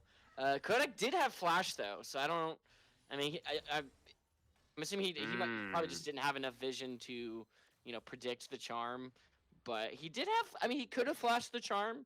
I think if he flashed the charm and Q'd, he would have... it was through terrain, though. He probably never even saw it. Yeah, that's the thing. You probably didn't see the charm until it was too late. Okay, river control held by red team, but what's this? It's going to be Hardcore getting chunked out very early on, get absolutely one shot. The CC is good coming through from Tony, and it's the side of the Shrimp Gang that have numbers in this fight. It's going to be Viego flashing over the wall, use the ultimate as well. Talon, no tools left to get towards this Dragon Pit, and it's going to be Dragon number 3 going back towards the Shrimp Gang. They have the gold lead, they have the Dragon lead, they have the game score lead. Shrimp Gang in a great spot. Yeah, it's such a tough time for this bot lane. Collectively, 5-0 for IKB and iHardcore.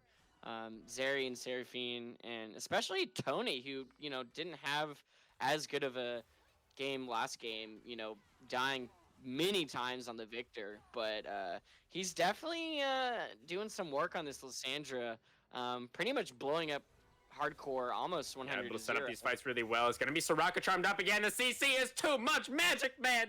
This is making it look too freaking easy. Locks up another one. And this tier 2 tower now in some danger as well. Shelly number 2, I believe, has already been claimed. It's actually in Talon's back pocket.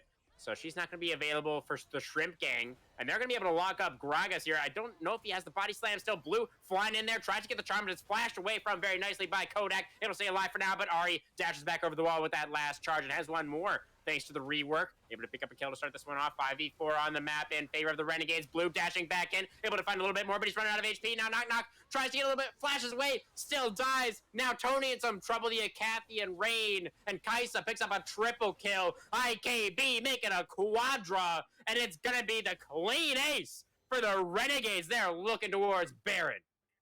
teamgap ace, and yeah, Baron. That's really quick turnaround from them.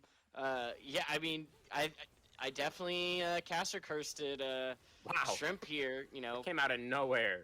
Calling out the bot lane for not having any kills, and IKB said, "Hold my beer," and just got a quadra kill, and takes this Baron. Just like that. That puts them now in even. They're only down 500 gold, and still having a lot of gold still up with top and bottom tower still up. So they have that gold reserve ready and waiting. Shrimp already taking the first tier 2, all 3 of the tier 1 towers. So we'll see what they can do with this Baron. Hopefully they can at least get one of these towers, which will put them in the gold lead. I think Blue played that last fight really well. Once again, Primus, he was very disruptive off on the flank there, really distracting, kind of pulling apart the Shrimp Gang. Felt like the Shrimp Gang, they just weren't able to prioritize any one target. They just kind of got spread out, and I mean, Zeri went down very early in that fight, thanks to Blue making that one happen, and yeah, able to pick up a Baron now. The gold is basically even at this point after what was, I think, about a 4,000 lead for the Shrimp Gang. It's all tied up once again here, and Baron on all 5. Oh, IKB didn't have any vision in that bush, and that is a maxed out shutdown for Magic Man Seraphine. Not ideal. Not really how you wanted this Baron power play to go.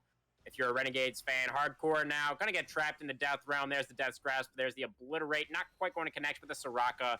Just has very literally no way out. Although he does have a flash, but Sejuani has a dash. He's gonna get over the wall, and hardcore is gonna try and use the Hex Gate. But my friend, oh no, you can't use it if you are currently in combat, and he very much was in and combat. very much stunned up as well. Sejuani slapping him around and turning him into ice. Kind of cute. The Freljordian champions have the same score as well, both 2, 2, and 4.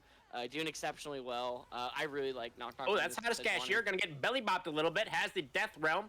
Gonna be a no. Actually, he did not have the Death Realm, but he is able to survive, and that is so much CC. They're able to shut down Blue, and that is gonna be the turning point in this fight. IKB is here, but it's just gonna be for a double kill for the Zeri. Talon has the flash back up, and he is gonna have to use it again to get back into the base. This is a 3-for-0 fight for the Shrimp Gang. They may have lost the Baron, but they still have that advantage.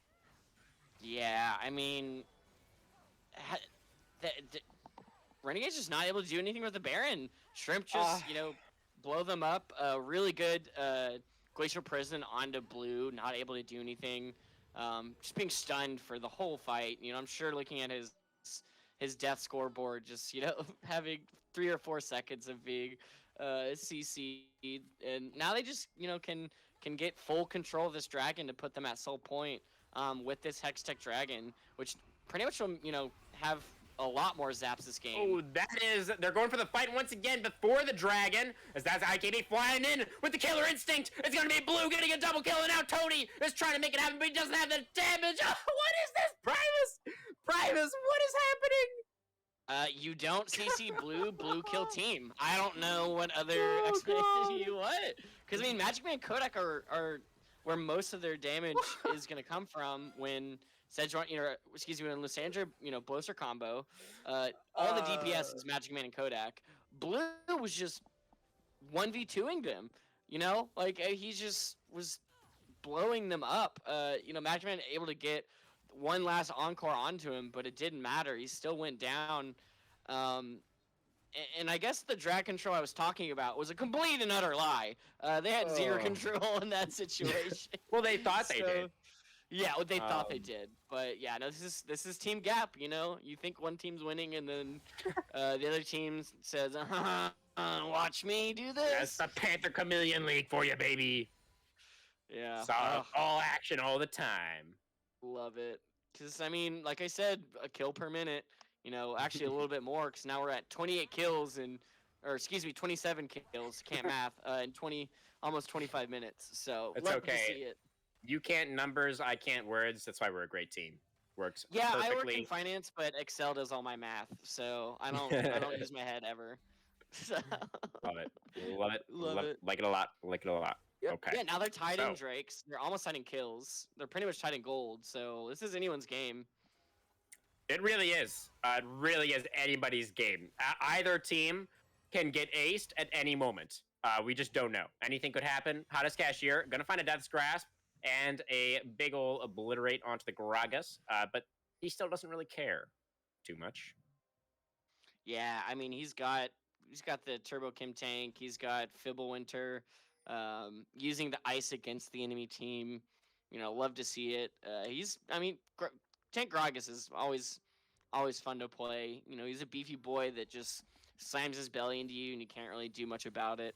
Yeah, I I mean, definitely think if he gets a good ultimate on the Kodak, then okay, it's pretty Blue much looking for over. something here. Has the charm. Gonna try and go for it. Killer Instinct flies in. Knock knock all by himself here. He doesn't have any friends close enough to help, and he will get cut down. All his friends are in bot lane. They're gonna trade a tier 2 tower for the life of their And there's no jungler. minions. Which There's is no a minions in the decent mid trade lane. if it wasn't for the fact that Baron is spawning in 20 seconds and Sejuani will not be alive. So now Tony going to find himself in a little bit of trouble. That's going to be the W from Kaisa connecting. Talon looking for just a little bit more. Doesn't have the Heartbreaker. And it's going to be the Glacial Tomb. Tony with the baits, but Talon just barely with the Viego E able to dash away from that last tower shot and will survive. So 5v4 on the map for 5 more seconds. And it's going to be potentially the Renegades looking to pick up the Baron Nashor this time around. Well, I Yeah, a guess they little did pick it up greedy from last time him. as well. It just didn't really do anything for them. It's Right. I mean, 3 members Diego on it. able to heal it back, so not really that big of a deal. Yeah, Hardcore has the healing, but Juani is alive. She's currently doing Wolves for some reason, which is a little bit baffling for me. And now she's going base. So I guess that's just a call coming through from the Shrimp Gang. They did not want to contest for the Baron Nashor, perhaps just counting on the possibility that the Renegades could feed it away again, which is possible. Yeah, definitely possible. I mean, like you said, I would have maybe not done Wolves in that scenario. I think they definitely could have at least done something because they essentially gave it away for free. With it being an even game, you really don't want to give away too many advantages when it's this close. Because they could fight. They have a really good team fight comp. They certainly could You can have. the Mordekaiser can also isolate out the Talon, and Like Gragas and Ari leave it weren't up even for there. It was actually just 3 of them on the Baron. yeah, And like Crewman, like, you're definitely right. yeah. Because I mean, the Mordekaiser ult alone onto Talon, on the Viego, would essentially just give them the Baron. So Yeah. I think they should Yeah, have definitely. contested, but Shrimp again deciding to hit Okay. jungle monsters instead of the big ones. Okay. Renegades, I don't know if I love this. We have Baron on all 5, but we're not playing on any lane. We're just going to all run in here to the river and try and go for this dragon. Yes, I understand that you want the dragon, and you do have some vision. You have some priority here, but the team fight from the Shrimp Gang is still also quite formidable. They have this Mordekaiser who's very scary. That is him getting chunked out a little bit, though. A nice W from IKB. It's going to be Yeah, Tony there's- pathing his way out of the Dragon Pit. It's just a Right. stare down. Dragon isn't even alive for 15 more seconds. These teams just eyeing each other up. Everybody, both teams, all 10 of these players just want the big old 5v5. So I think that is what we are going to get, Primus. All of these ultimates are Yeah. available for literally everybody. Most of the flashes as well.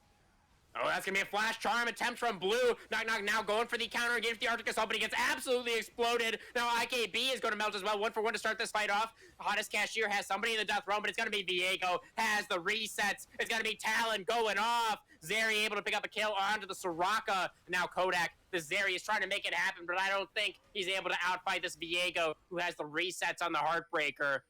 He's trying to chase down this Zeri. Kodak, I don't think he's going to have that stupid wall dash off cooldown. And indeed, he does not. 2v2 now left, but this Viego is so scary. There it is. The double kill once again for Talon. And now full control over the Dragon Pit. Going over to the side of the Renegades. It was sloppy. It was really, really close, that fight back and forth. But in the end, the Renegades are able to come out on top. They still have Baron on 2 for a little bit while longer, and they're able to pick up the dragon. Yeah, Talon playing out of his mind in this game. Blue's still looking good, but he was blown up by Tony on this Lissandra. But after Lissandra, used her combo, she's just kind of like, I guess I'll just walk away and wait for my Q to come up again. not able to do anything against this Viego. I mean, Sundra, Blade of the Rune King, I do damage, but you also can't kill me. You know, and he's level 16, 3 levels above the Sejuani. Keep in mind, 60 CS Pretty above, insane. above knock on the Sejuani, 600 gold shutdown. He's got 205 CS on this Viego. He is massive. Almost most in the game. Just one wave behind his mid laner there. Blue really, it's given a run for his money here by the jungler. Yeah, so 4 minutes on the next Drake for that soul point. Going to be really good for them, especially with. I really like it on Kaisa as well. She's going to build. I'm assuming maybe like a PD on with that Zeal. Smart though. If you also notice, IKB picked up that QSS. For the Mordekaiser. There's also a lot of CC from the Lissandra and the Sejuani, so I think the QSS is just a good pickup in general. Also, we were talking about all the magic damage earlier, so there's actually just an incredible amount of value from that item here for IKB. Right. Yeah, I mean, Seraphine and Mordekaiser and Lissandra, you're going to want that. Yeah. Absolutely is. Knock Knock gonna find a ruined king in the Raptor bush here, and he's gonna be forced to flash away. And we'll be able to stay alive, but Sejuani, no flash. Graga still has his. Grim has all of those potential engage tools at his disposal. Baron, of course, did expire. So that was, once again, a pretty worthless objective, unfortunately, for the Renegades. Of course, they did give them some gold, which has some value, but the buff itself was not really used at all. So now, we're just kind of waiting for some more objectives to spawn here, it seems. Baron gonna be back on the map in a minute, but I think this dragon is really probably what both of the teams are eyeing as Glacial Prison comes out, goes just wide, would have only been onto the Gragas anyways. Decent look from Knock Knock. He did have his team behind him there, but not able to connect it. Yeah, which I'm assuming Grim would have just knocked him away with his cask anyways. But, I like the aggressiveness from Shrimp Game, Knock Knock on the Sejuani. Glacier Prison will be up, I'm assuming, I think it should be back up for the Baron, which is spawning in 20 seconds. Knock Knock able to dodge away from a lot of these skill shots coming out from Blue. He's really paying a lot of respect to the Ahri, which I love to see. And it's critically important, especially when one of these big objectives is spawning, that the jungler is able to keep themselves safe. But it's just another Mexican standoff here. They're just keep buying each other. Blue on the flank once again, just kind of fishing for these charms. Tony, though, walking forward, going to intimidate the Viego away. Hardcore going to have to be a little bit careful, but Tony not throwing out the Glacial Tomb just yet. Yeah, Top and Bot is pushing for Renegades. Yeah. Big wave top that looks like Tony on Lissandra's going to go grab. Blue trying to, like you said, trying to flank, but not really finding any avenue to grab any of these squishy members from the side of Shrimp. Okay. And now we've got a minute on Dragon as well. So both of these objectives will be alive very shortly. Glacial Path from Tony, almost able to find Blue there, but not quite. It's the teams just kind of throwing out their abilities, not really finding... Neither team finding what they're looking for, as there might be the go button from Talon. Tony with a very nice Glacial Tomb on himself to dodge away from that. Kaisa W would have allowed for the Killer Instinct potentially. The Glacial Prison does connect, but no follow-up just yet. Oh, that's a beautiful Seraphine ultimate! It's gonna be Magic Man setting up for the fight once again. Kodak though, he gets his heart broken. Talon goes flying in there with the Viego, able to get the first reset of the fight. There's the second. It's a double kill. It's going to be Hottest Cashier getting one back, but only onto the support. And here comes IKB with a Killer Instinct to help his mid laner finish off that kill. So a 3-for-1 fight for the Renegades. They're going to be looking for both of these objectives. Baron first, though, and the Sejuani and the Mordekaiser are looking to take away this dragon. But Blue walking over to contest Knock Knock with the Arctic Assault, bumps up into the Ahri, but Grim is also here. Comes in with the belly bop. Hottest Cashier does not have the Death Realm available, and Knock Knock is running out of HP. Grim just needs a little bit more, and he will find it. And now a 2v1 situation. Hottest Cashier, he's strong, but is he strong enough? He has the obliterate, gonna do a lot of damage to the Ari here. He is not able to connect it. And the Mordekaiser, it's only a matter of time. One more spell. Oh, he gets a big shield. Grim, the barrel, it's not enough. It gets tanked up by the Mordekaiser shields. But the Baron has been claimed, and the rest of the team is rotated over. Mordekaiser bought a lot of time, and he finds a lonely Soraka in the jungle. She should have probably known that the Mordekaiser was there. She's able to survive, and they do get the dragon. And Hottest Cashier has just been on quite an adventure. He has really been doing the most here, and he is still alive for now, but I don't know if he's really going to be able to stay that way for too much longer, as Viego does finally set his sights on his shadowy brethren. The Mordekaiser gets cut down. Hextech Soul claimed. Baron claimed for the Renegades. They are inches away from pushing us to game 3. Yeah, and Knock, once again, I think he needs to better communicate when he's going to be engaging on members. And as I say that, Tony gets blown up. Well, that's a solo kill for Blue. You really made that one look pretty clean. Pretty easy, 6-4 and 12 in the Ari. But yeah, Knock, he likes to go in on a lot of these engages, but not have any follow-up. Dodges away from the Arctic Assault. Knock maybe in some trouble down, potentially overextended. IKB flying with the Killer Instinct. That's 3 dead out of nowhere. It's Hottest Cashier respawning soon, though, but Magic Man gonna get cleaned up here. Kodak underneath the tower, gonna get his heart broken once again. The Zeri not able to get it done this game. Hottest Cashier is alive once again, but his entire team has been incinerated. Freljordian Synergy be damned. They're getting melted today. Tony going to be respawning here, but still more than 20 seconds on Sejuani and Seraphine. Nexus turrets under fire. Hottest Cashier going to throw out the Death Realm for the last defense here, the last stand for the Shrimp Gang. Lissandra gets blown up. Hottest Cashier out of HP, and it will be the Reckless Renegades taking us to our 3rd game of the night.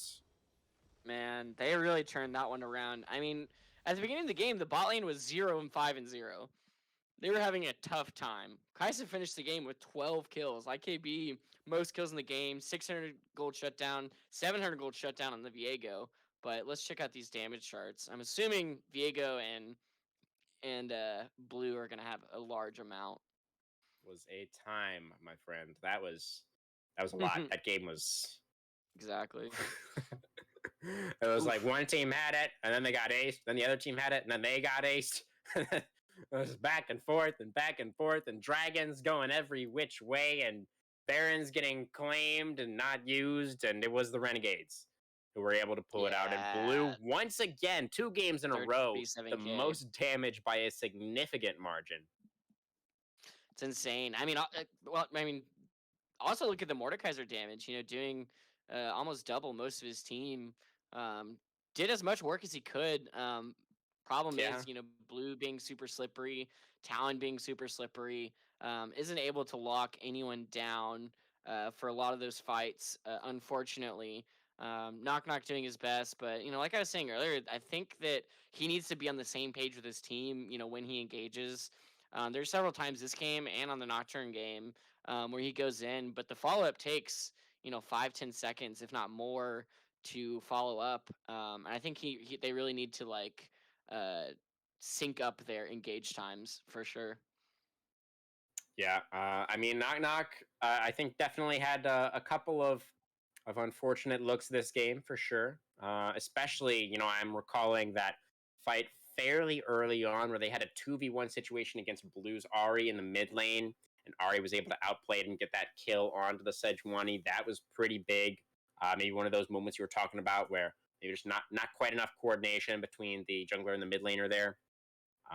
And the Zeri Seraphine lane, the Ayaya bot lane Primus, it's 1-1 now. Defeated here in our 2nd game. Yeah, Magic Man, super strong showing from him again. It was, but yeah. Blue did a really good job this game at actually hitting the back line, using the Ari jumps to get to Kodak and Magic Man, where they just got blown up at the beginning of the fight, and then, Talon just able to clean up. Once he gets one reset on Viego, it's pretty much over for them. He was both him and Blue were level 18 by the end of the game, and Grim actually. Highest level on the side of Shrimp was level 15. Pretty He was doing insane. insane work, stealing buffs, getting kills, 9-1 and 9. Like, I mean, he only died. Him and Grim only died once the entire game. So And at the end of the definitely a game, big change. the CS between Talon and Blue at the end of the game was so close. Blue barely managed to hang on to most CS Oof. by 3, half a minion wave. The Ari was able to keep that title in game 2. But Primus, as we finish up our discussion of that second game, who do you think you'd give the player of the game to for that one? It's not an Uh easy question, but yeah, I mean, it's IKB getting the quadra was nice, yeah. but I think just based on laning phase, I think I would definitely give it to either Blue or Talon. Talon Mhm. honestly played out of his mind. I think The that he would Viego. be the MVP of the game, but of the series so far, I would definitely give it to Blue for the moment. But yeah, that Yeah. Viego was absolutely insane. Yeah, the VA or the performance from the mid laner there, Blue, seems to be very consistent. He's playing at a very high level tonight. But the Viego did a lot of work in winning those fights, especially towards the late game. Was Hmm. doing so much work in those fights to make sure that the team could come out on top. But guys, we are going to be once again, I believe, going to a short break before we enter into our champion select for game 3 here. But we definitely have a match on our hands tonight, folks. So you're definitely rather going to want to see how this one ends. We'll be back in just a minute. Gonna be spicy.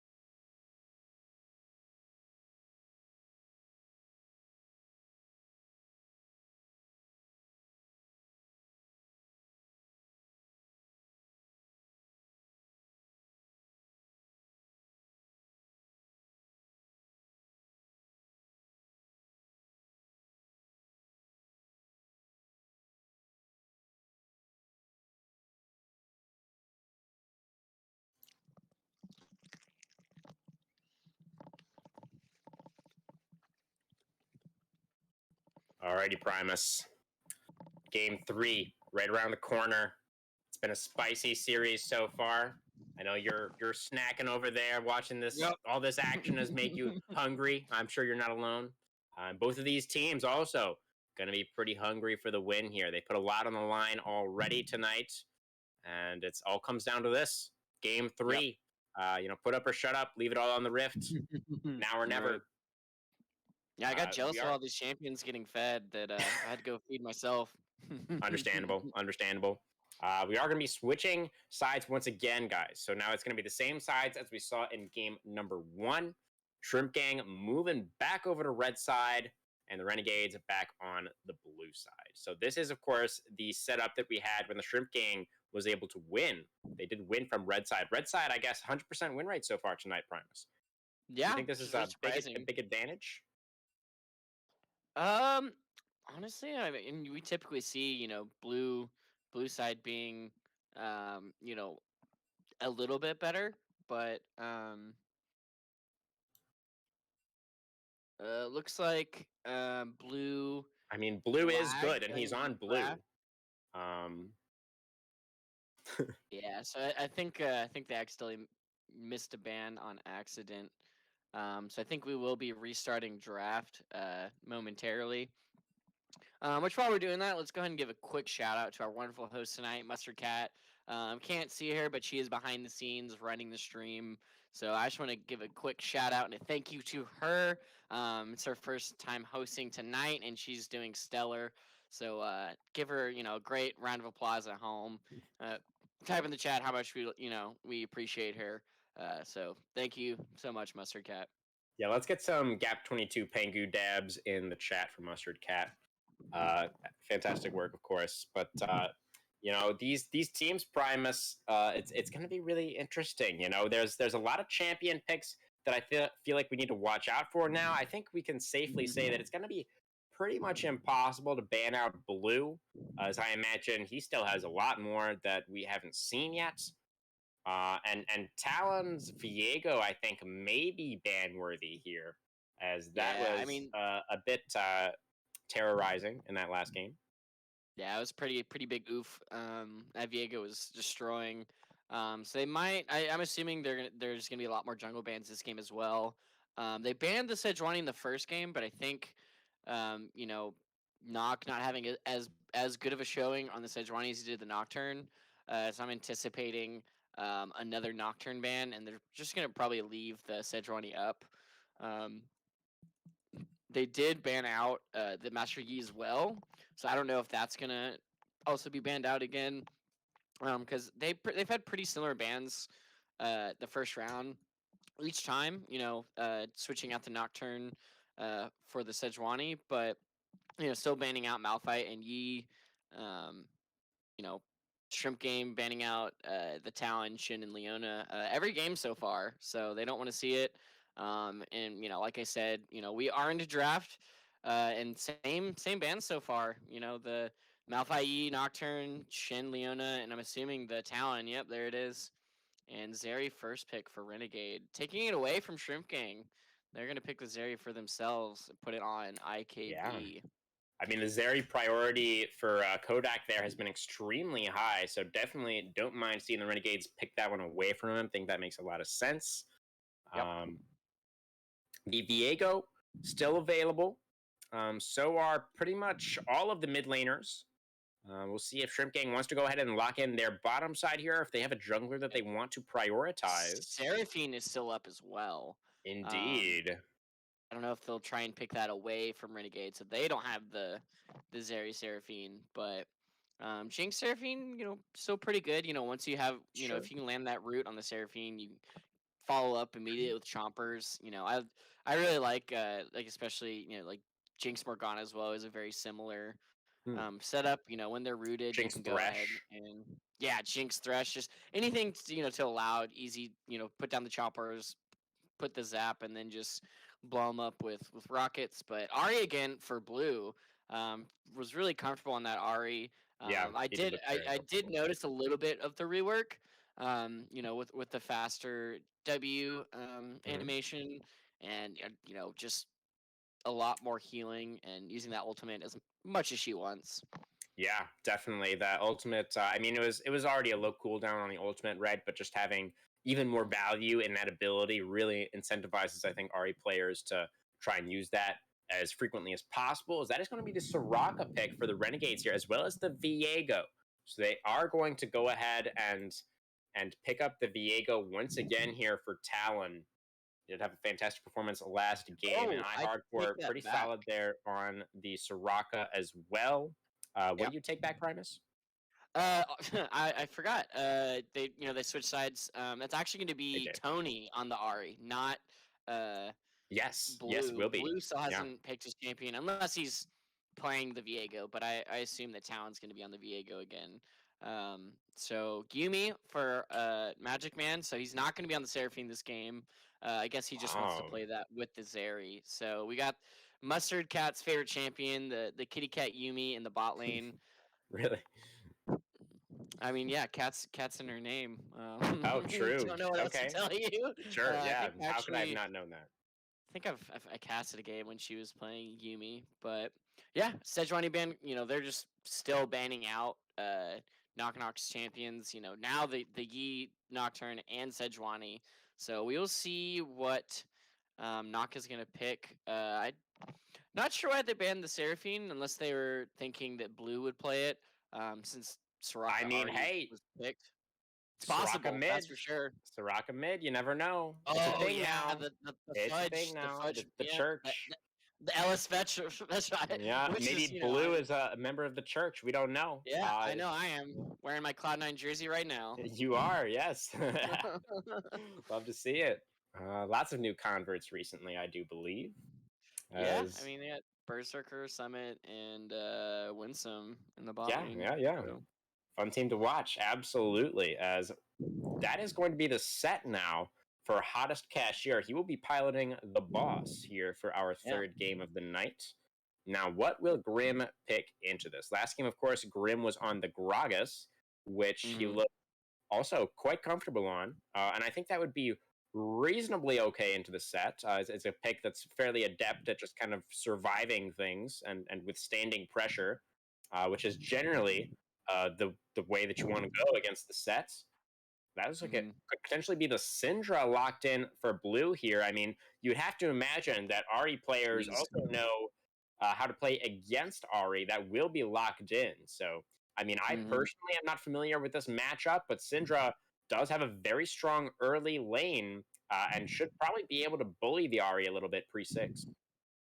Yeah, I mean, 3 games, 3 different champions for True. Blue, as well as hottest cashier, and I think IKB as well.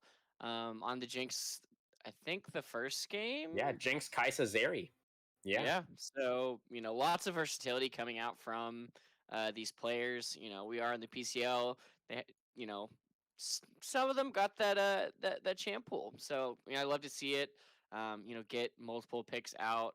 Uh, Knock having to figure out what he wants to play. I mean, it Last could pick. be a set jungle. That is possible, but it's going to be the Olaf, his fourth choice jungler, getting banned out, sadly. But I do love Olaf. Love to see it. Also when you have a carry jungle like this with a Yumi, it's going to be very fun to see. Especially if Knock is able to get ahead. And like I said before, if he's able to sync up with his team when he goes in for these aggressive plays. Yeah, and if your teammate is literally attached to you, then that could potentially be a little bit easier to execute on. Just a And little. Olaf benefits so much from having those buffs given to hmm him, especially towards those mid and later Right. parts of the game. Just that little bit of extra healing, that little bit of extra movement speed can do so much work for the Viking to allow him to get into position to dive into that backline and execute those low HP carries. Something that he really does enjoy doing. And there's a decent amount of crowd control over here for the Renegades as well. So I think the Ragnarok from Olaf could get quite a lot of value here potentially. Just trying to run through any kind of Maokai route or Syndra stun that they may be trying to throw at you. Could look pretty good. A lot of front line here actually for the Shrimp Gang with when you take that set into consideration as well. So they should be able to Mhm. create a lot of space and allow Tony and Kodak to try and get out that DPS from the back line potentially. Yeah, which Renegade does have a decent amount of disengage, with the Maokai, with the Soraka heals, with um, the Syndra E. So we'll see, if they're able to keep this Olaf and Set off of them. Set ulting Maokai though can be pretty scary. Yeah. Obviously scaling his ultimate off of Timber. the amount of health on the enemy champion. Literally Timber, the tree. He's a tree, yes. Looking to cut down the tree here. I should have saved that one for the fights. I'll bring it back in the Oh front line. yeah, It's especially fine. since Olaf has an axe. It's too Because good. It's too good. it's too good. We'll It's use it okay. multiple times. That's how good it is. Oh, Something to look easily. I forward to, mean, guys. yeah. I mean, we got a fox and a cat on shrimp as well. So, So much sadly, there's forest no vibes. champion that Yeah. is that. Maybe Oh, Ryan just needs to make a Ivern good should be in this champion. game. If Ooh, Ivern was in this yes. game, that'd be uh, kind of Tree cool. versus tree. Actually, I think I'm not sure True. if we were casting together, but I remember sometime during the last split of Team Gap, there was Hecarim versus uh the deer. Lilia. Thank you. I don't know why I was spacing, but That was a tough one, huh? yeah, exactly. But yeah, lots of legs on either side. So it was, Yeah, that's a good matchup as well which for sure. which the horse or the deer who will win. Mm-hmm. So this game, sadly there's not another tree, but who's gonna Lots win, the of tree or the cat? bipedal champions in this one, but still should be True. exciting. Yep. The set, I think, should certainly be favored in the top lane, right? Primus, he For sure. generally beats any melee champion. Is going to feel pretty strong there. But Yeah. the bot lane is pretty interesting now. We have the Jinx Mhm. Zeri. We did see this matchup, of course, in game number 1 as well. And I do Right. believe that the Jinx was pretty successful in that game. Did have the Nami, if I recall correctly, although it actually was Yes. the Zeri who won the game. But I think, if I recall correctly, the Jinx was winning lane. Do you remember, Primus? I believe so. If not, it was pretty even. Uh, No, it's so the Zeri Seraphine was winning lane. Um, You're that was right. where their Yeah. strength was. Their solo laners weren't doing as hot. The Aatrox and the Orianna, Grim and Blue were pretty far ahead. But Nock was, doing his thing on Nock. So Mm-hmm. we'll see what he's able to do with this Olaf. Not his most desired champion. Since he was banned out. But yeah, don't forget. I'm going to predict. It's going to be. I mean, I really want to see Blue on this Syndra. Such You will. a good control mage, especially if you are able to get the Scout of the Week off. Talon is on Viego again, which he did really well on last game. Uh, both Kodak, Magic Man, and Tony are all on new champions. Olaf, actually, everyone on the side of Shrimp Game are on new champions for the night. So I'm just based on comfortability. I'm just gonna give it to uh, The Renegades this Renegades. game. Wow. Yep. All right then. I mean, we did see already that Jinx isn't really able to bully out the Zeri very effectively in the laning Hmm. phase, as you I do believe accurately recalled for us just a moment ago there, Primus. And Talon on the Viego once again. He was absolutely a menace in the late game, in the later part of that game number 2. But we'll just have to wait and see how the League of Legends does end up playing out, guys. The exciting conclusion of tonight's matchup right after this.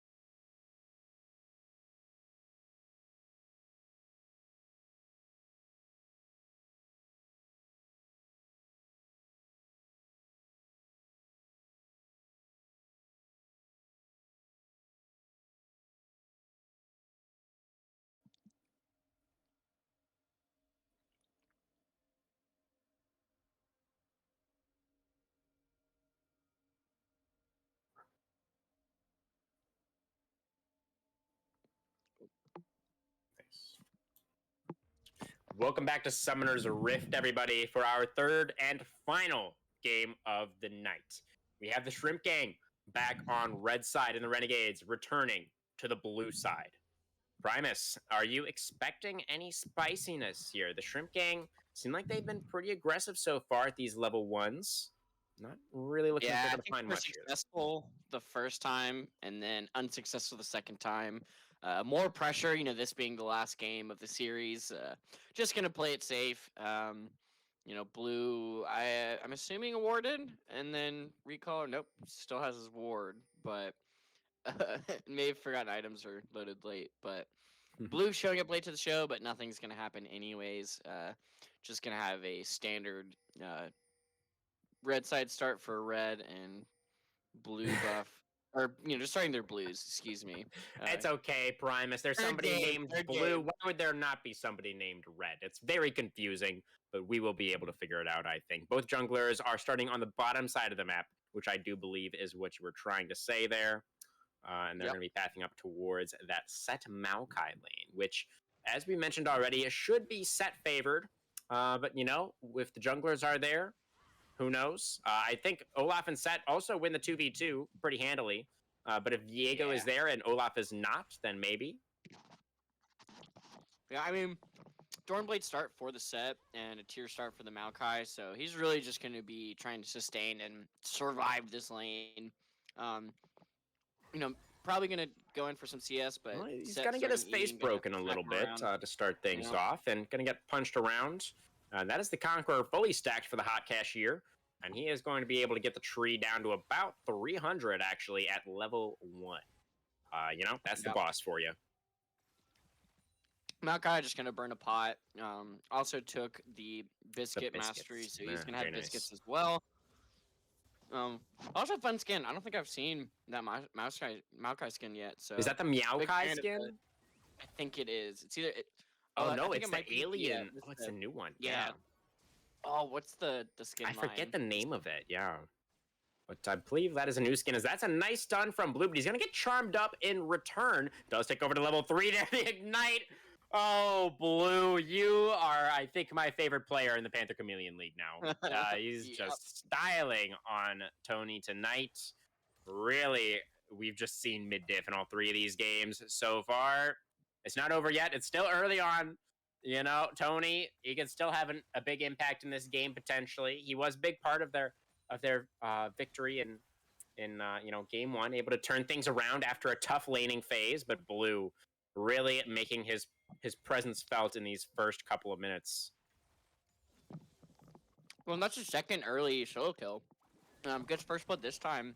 Didn't get first blood the first game just because they had gotten first blood onto iHardcore on the Nami, but gets first blood, gets another solo kill, which he's been doing this whole series. So yeah, exceptional from him. Honestly, just another really nice stun. That's the electrocute, and just like that, Tony, he was full HP a second ago. That Ahri, I swear he was full HP, and now he's at half. And Grim also still getting pushed around a little bit up here in top lane. It's definitely a mismatch in both solo lanes. For the Shrimp Gang, it's the top side is winning out for them, and for the Renegades, it's mid lane is very one-sided, as Olaf is going to make his way in here, knock. Trying to exert a little bit of pressure, or trying to relieve a little bit of pressure, I should say, but it's not going to work, as Tony is going to get electrocuted once again, and that Ahri is probably going to need to go back to base, or she will die under tower. Yeah, you'd think all the electrocuting would come from this bot lane, but Olaf also pathing up to... Yeah, I mean, Blue wants to keep on the pressure, right? That's how you win this. That's the flash from Tony, but the charm misses. Blue is out of mana on the Syndra, but he is still going to be completely fine. Doesn't even have to burn the flash. Straight chilling. Yeah, it looks like Talon's coming up to answer. He's going to get caught up by that ward, but yeah, Blue super safe. If he had mana, maybe it could have killed Tony, because he did have the flash as well. Yeah. Unfortunately for Tony, not able to land that charm. Really good scout of the week from Blue to essentially just stop all of Tony's engage, not able to get the charm. So It was a nice sidestep on the first axe from Olaf as well. Is just outplayed that so masterfully. Yeah, I love seeing good Syndras. I personally am very bad at the champion. I don't have the scatter of the week mechanics that Blue has, so I love seeing a good Syndra. He's just having a masterclass this game. Hottest Cash here, gonna find a face breaker. Grim pretty low, but not going to go down to the Haymaker there. Is able to survive with about 100 HP, but he will have to go back to base. Does have the teleport, so he's not really going to lose too much. And Talon on the other side of the map, this Viego, once again, able to zero out this dragon all by himself. Viego, apparently, pretty good at early objectives, TIL. Yeah, I mean, he got the Sheen, able to, just clear his camps and then, rush with the Spectral Mist to the immediately to the dragon, get at 6-minute dragon. Next dragon being Infernal, so now their soul of the game is going to be Mountain or Infernal.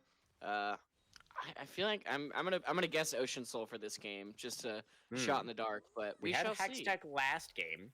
Right. Could see the Ocean here potentially. I believe it was Ocean in game 1, as that is going to be a dead Ahri. Blue is really making it just look too easy, isn't he? Yeah, I mean, another solo kill. Only 2 kills of the game. No single-handedly putting his team in an advantageous position, but he is in a little bit of trouble now. Does still have the flash, but I don't really know. Oh, that's the ghost. Oh, knock popped the ghost and immediately got scattered to the winds, and the Olaf will find absolutely nothing. Hottest Cashier does have the showstopper. Is going to get a little bit of CC down there. That looked very strange, as Maokai casted Twisted Advance at the exact same moment, and they kind of CC'd each other simultaneously. But the end result is going to be both of them walking away and using their ultimates.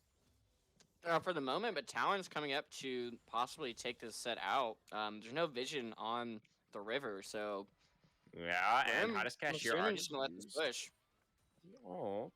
It is pushing away from the set, but the Viego will complete the back. So Talon, not going to look for it here. It is pretty scary to fight set, even in a 2v1 situation, and Tony was actually moving up to make that one an honest 2v2 if Viego decided to go for it. So like the reset here from Talon, has a lot of camps to farm as well, and the Maokai is going to be very content to just play weak side up here. Yeah, still only down, 20, 25 CS, so not having the worst time. On the other side of the map, Tony also down 20 CS, so you're right, it's a mismatch. Blue, big mid diff at the moment, but, like we predicted, Hoshkas here is just dominating this Maokai, which he's about to go and he's hiding in the bush. Yeah, he's winning all the trades. He's getting the wave push, but he's not getting any kills. He's getting a little bit of a CS advantage there. It's going to feel okay, but the Maokai is still going to have a lot of value in these team fights. Grim really not too worried just yet. Yeah, I mean, Hottest Cashier also going to have, a good impact, set ult, able to displace the Maokai is going to be very essential. I mean, Maokai is going to, now that he's down in farm, it's going to take him a little bit longer to get tanky to be able to, be the front line for this team, because he is pretty much the front line. I mean, Viego will go Sunder, but he's still going to be more of a bruiser than he is going to be an actual tank. So they need Grim to at least have some items, get him that Thornmail as soon as possible. But we did see the first turret plate of the game go down here in the bot lane, picked up by IKB on the Zeri. As we can see, Zeri doesn't have a great early laning phase, but apparently it's still better than Jinx, as he is able to get the pressure down here. Meanwhile, though, Olaf and Set, the Bang Bros, going to take out Shelly. Going to be in Knock's back pockets here. He decides to drop that one. Still have a little over a minute on our second dragon of the game. Of course, it was the Renegades who were able to pick up the first one. So if they are able to pick up the second, going to look pretty okay for that soul stacking. Actually, interestingly, Knock just going to go ahead and drop that Rift Herald straight away, right up here on top side. But it's going to be a 2v2 defense here from the Renegades. It will crash and get a couple of turret plates, but that is, pretty much it. That's all they got from it, which is fine, I guess. But, maybe Knock could have got a little bit more if he'd held on to that and looked for a better play. Did just pick it up after all, but I guess just wanted the quick cash in on that. Yeah, I also like to hold on to it, like if Dragon's about to spawn. Final like it is chapter coming out here. Gonna find the route onto IKB Zeri, but the Zeri is just so mobile. Oh my god, Primus. Oh my god. Blue has flash. That was disgusting. Yeah, there it is. It's so free. Oh my god, Primus, it's so free. As IKB is here, and Olaf is also dead.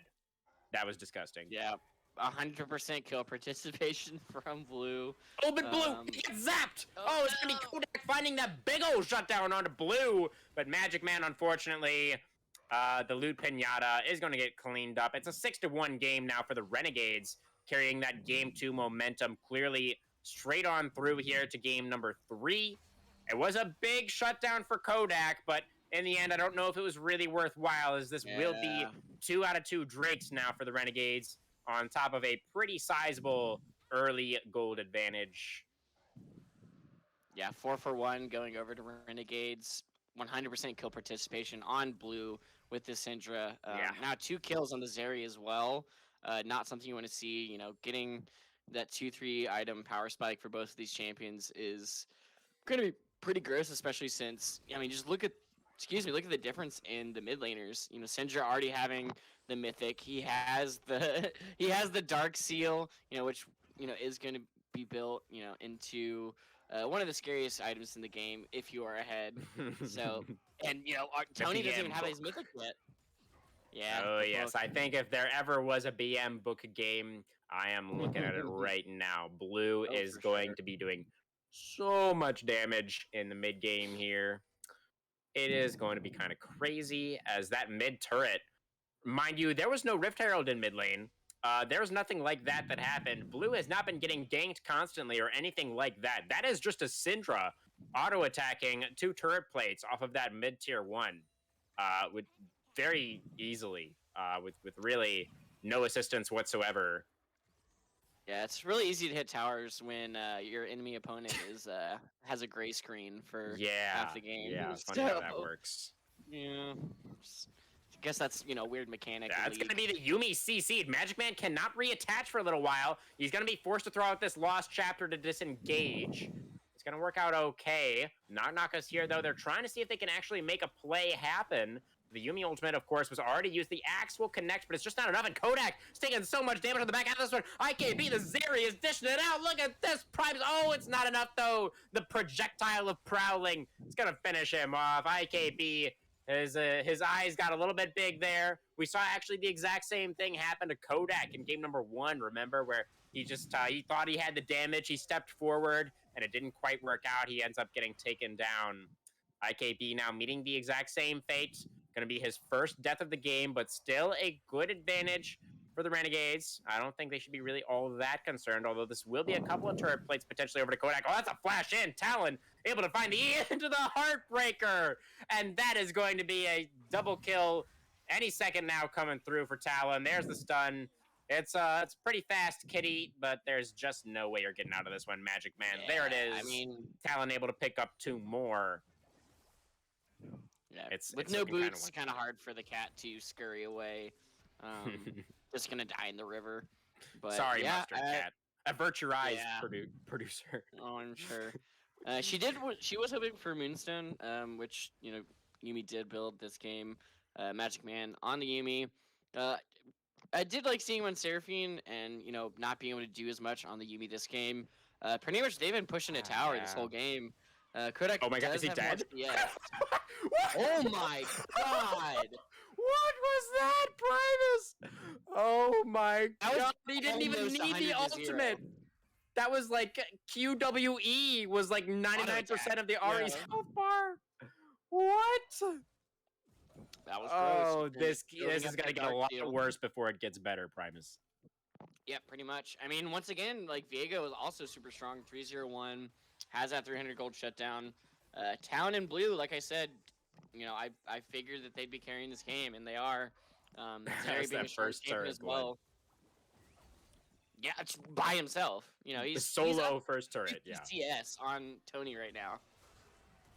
Okay, that's a showstopper underneath the tower, but Maokai, he's pretty tanky, guys. He's flashing to the other side. Knock Knock has a lot of damage, but it's not enough damage. Primus, Knock Knock underneath the tower, goes down to the tree. Talon on the other side of the map, looking for a play of his own. Might work out a little bit better than what Knock Knock was able to accomplish. This turret will surely fall, and I think Kodak and Magic Man will be falling afterwards. It is an absolute bloodbath, this Game 3 Primus. This is probably the most one-sided game I've actually seen in a while. As the poor Shrimp Gang, they're just getting absolutely barbecued in this one, man. This is, oh man. Well, yeah, the past two games were more even. We're about to see Dragon in 30 seconds, and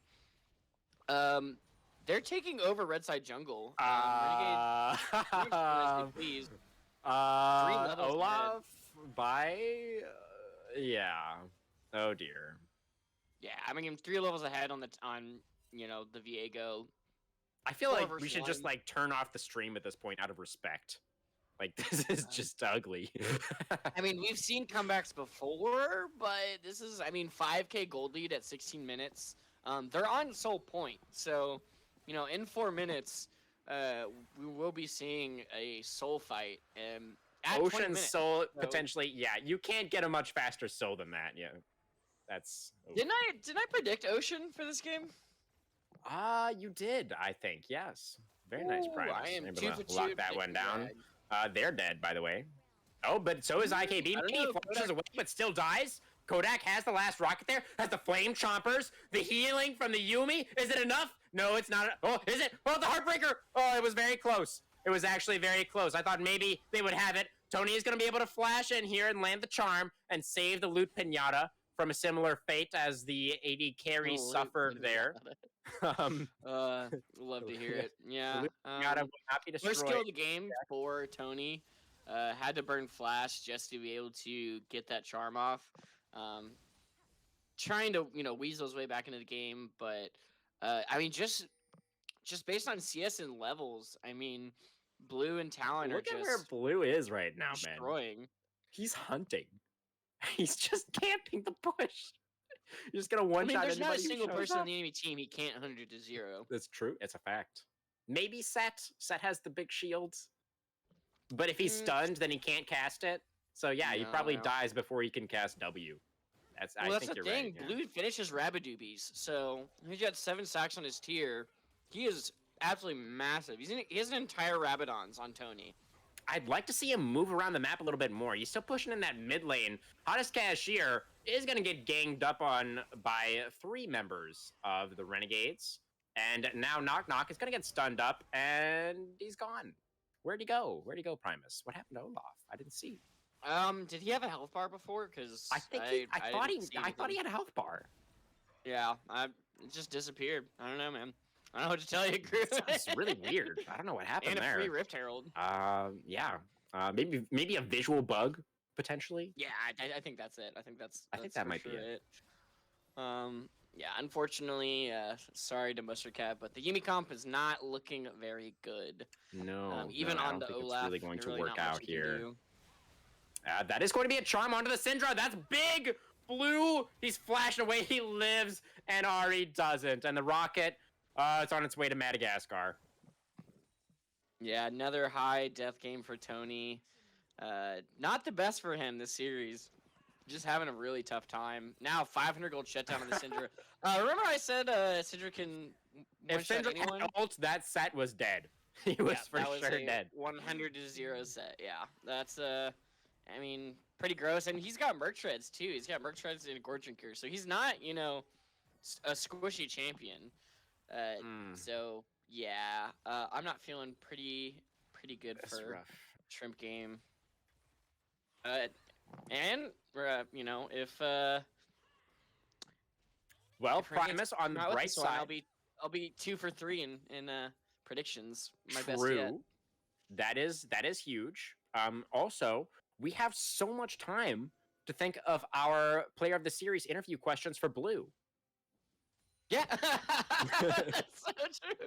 Yeah, I don't see I mean, I could see a vote for Talon as well. You know, both Okay, these he games have has been 6 kills on the insane. Viego. Yeah, yeah, that's fair. But what was the Xin Zhao? The first game was didn't really have that big of an impact.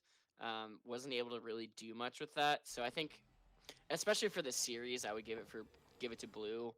You could argue last game, you know, Talon having the MVP for the game, but for the series, just with how much Blue is able to do. I mean, basically, was the sole reason that they were even able to have a chance in the first game. Yeah, I do tend to agree. Grim did also have a pretty solid first game, but the Aatrox just wasn't quite able to make it happen in the fights. And yeah, the Oriana was very clean from Blue despite the loss. And he just, I mean, he ended this game at 3 minutes, like Blue did. He just, like, the clock struck 3 minutes, and Blue was just like, "Oh, this game is over." By the way, and you know, I think he was probably right. It's potentially Ocean Soul in 30 seconds here. We do have 5 players currently with health bars for the Shrimp Gang, For the so moment. you know they're gonna try and hang on to those. I really don't know if they're going to be all that successful, but we will just have to wait and see. As Grim looking for a flank angle here on the Maokai. We have all of the ultimates available for everybody in the game. All 10 players do have that R button ready to go. Yeah, And and Dragon this is what I now like alive. Rift Herald being used for is This you're is a about to great set up Rift Herald. dragon, As you have Olaf, mid control. he is just going to get completely burst out at the start of this fight. Hottest Cash here with the showstopper into the entire enemy team. He's buying some time here, but he's not really buying time for anything to really happen. You know, besides his team dying. And that's pretty much how it went down. Decent rocket, Yeah, I mean, like the attempt from Kodak, not going to happen. yeah, and Blue 9-1-5, you know, coming to meet the Rift Herald to take this inhibitor. He's going to solo honestly, the Nexus Primus. if he kills the Jinx, I mean, he could potentially take the game. Oh but my he's going to escort this God. Rift Herald, so it's going to take some damage on the Nexus turrets, which I think it's. I was going to say, if he auto attacked it would go down. And losing a Nexus turret at 22 minutes, that is just disrespectful. Blue honestly, versus but the they're gonna enemy take the base. Baron. Yeah, I mean, He he had a can Rift solo Herald, too. Tony, he can solo the base, you know? Well, you know, with Baron buff, then that could actually unironically happen, as that is going to be a control ward dropped in. Hottest Cashier, getting a little bit of vision for the team. They're going to see Baron's health bar suffer a similar fate to their own, potentially here, as Hottest Cashier they're trying to force him away. He's going to throw out the Haymaker. He just doesn't have the damage, Primus. It just wasn't there. It wasn't close. Like, Soraka got down to 50%. That was about it. Yeah, There's no and what follow-up. they should do is they should get the blasting plant out, because Olaf true. doesn't have flash, so... That's if true. you But he blow up does the have a tank, you blast can't have him cone. steal. But he doesn't have any vision anymore. He does have an Ari who's kind of scouting things out. Well, He was. never Yeah, mind. Honey was. Yeah. He does still have the blast cone though. He still has the blast. Oh, what? Oh, he Oh. used it. Well, I mean, it's probably better that he didn't jump I over, have no but- words left, Primus. Just solo cast the rest of this game. I'm done. I have seen that happen quite a few times. Yeah, so Olaf can't take the blasting plant when he has his ultimate. Knock, I mean, it's probably better that he didn't, because he would have died immediately, but just Okay, a little embarrassing. true. That is a silver lining. Yeah, that's tough. That's really, I don't know. I mean, he probably wasn't gonna get it anyway, but like that was definitely an insult to injury moment right there. They have Soul and Baron and an 11-1-5 Syndra, 10 stacks on the Magi's. Got the Rabadubis, got the Ludens. Yeah, Ari, Tony hasn't even finished his second item. Blue's about to buy his fourth. Well, It's here absolutely we go, insane. Primus. The end of the game is finally upon us. Teleport coming down for Grim. Maokai gonna be tanking up all this aggro. Showstopper into the back line is good. Lost Chapter comes out. Not with a big flank as the Ragnarok. Blue is still alive, though. Just watch for Blue. He's off on the side there. And Ari's gonna get rooted up. The Twisted Advance is going to help secure that kill. Although the Viego does get taken out. But blue is just going to go ahead and stun up the enemy bottom lane and murder them. And now Olaf is all by himself. Olaf against the world wins. And the Nexus will explode at 25 minutes in what was an extremely one-sided game 3 as the Renegades absolutely mollywop the ever-loving crap out of the Shrimp Gang there. They just ate That shrimp was a for very breakfast, fast lunch, and game. dinner. That might be our fastest game of Team Gap League so far for the PCL. I might be wrong, but that felt pretty fast. You know, just a masterclass by Blue and Talon in this game. Just doing so much work. 66% win rate for Zeri as a champion, but 100% win rate for Blue in his lane. Unstoppable. So, True. I mean, we always like to leave up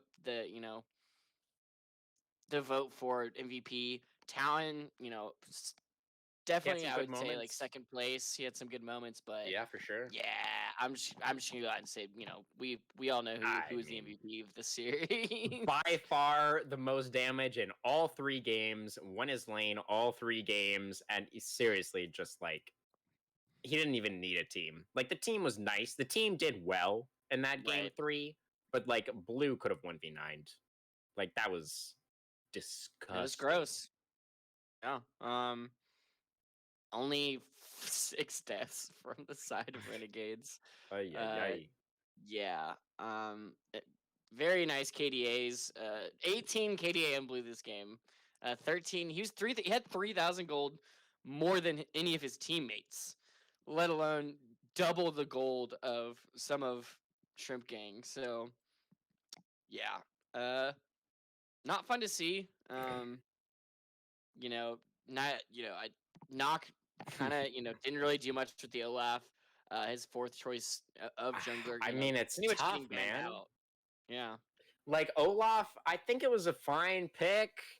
Mm. But it's a champion that's so reliant on early game, right? And when your mid Yes. laner is just getting completely dumpstered from 3 minutes, like what are you supposed to do as Olaf? Like you're already Die. so far behind as a team. That was like his only option. Like he was Yep, running in there 6 to these times. fights, trying to make something happen, and there's just nothing. There was nothing he could possibly do. I feel like it was just really tough. And Grim was just a brick wall, deathless in game 3. Grim on the Maokai, he was a brick wall up there in top lane. Hottest cashier. I mean, he like you could tell there were a couple of times he really tried. He got pretty close a couple of times to getting a kill up there, but he was denied every time by the tree. The forest, the roots go deep. He was the trees deathless. reign supreme. They Perfect marched game on for Grim. Isengard and yeah, just kind of ripped that one down. So Treebeard, yep. Yep, big Treebeard vibes from Grim that game for sure. Absolutely. See if we can get Blue in here for an interview onto the casting couch. It would be nice to talk to him a little bit about that insane performance, Right. man. But I have to we should spare a thought for the Shrimp Gang here. They did, of course, Yes. lose out in 2-1 fashion in their previous matchup as well. So a tough couple of matches here for the gang of Shrimp. They had a solid performance in game number 1, but of course, it wasn't enough. Blue, thank you for joining us here, sir. Congratulations on your victory tonight. Certainly well deserved. How are you feeling? Thank you.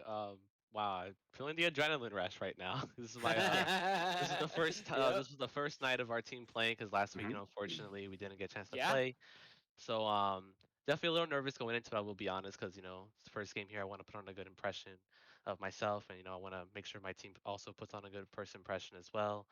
And we came here to play tonight, and I'm proud of my entire team tonight. They played amazing, each and every one of them. It's been great. Honestly, it's the adrenaline's really there right now. So yeah. Well, Blue, let's start there. Your team, as you mentioned, did have a bye in week number 1. You were the only team to have a bye.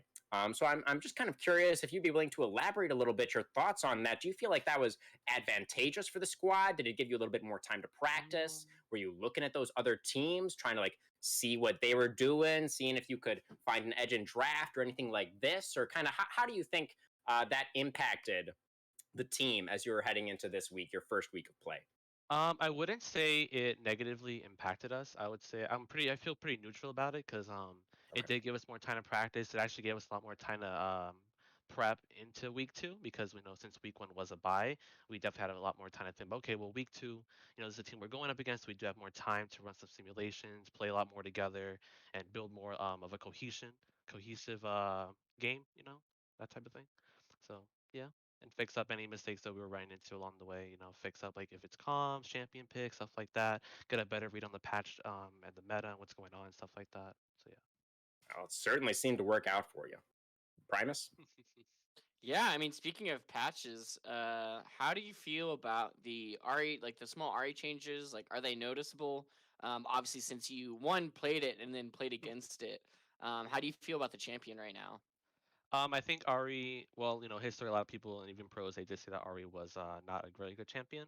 I do think with Mm-hmm. the rework that Riot did put out recently on this patch, they definitely fixed her up. They made her a lot more rewarding. You can play aggressive with her, get those resets, get that healing going to really stay in the fight.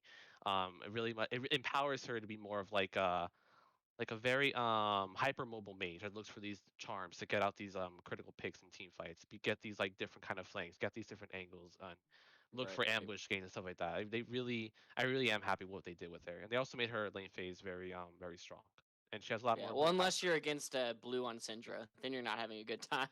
Oh yeah, yeah. She still has her hard matchups. Yeah, the press R, Right. can't dodge that one. No, you cannot, and she was not able to. But let's before we get into that game, which I'm sure we will in just a moment here. Your Definitely. team did go down in the first game to the Shrimp Gang. The Shrimp Gang were able to pick up that first game of the night. Despite a very strong performance from you on the Oriana, the Zeri Seraphine lane was just a little bit too much, and the knock on the knock was a bit terrifying there in game number It one. was, So yes. I wonder if you could walk us through a little bit, like what was kind of the game plan there? What went wrong, and what was the mentality like of the team? For the rest of the series, how'd you guys bounce back? How do we bounce back?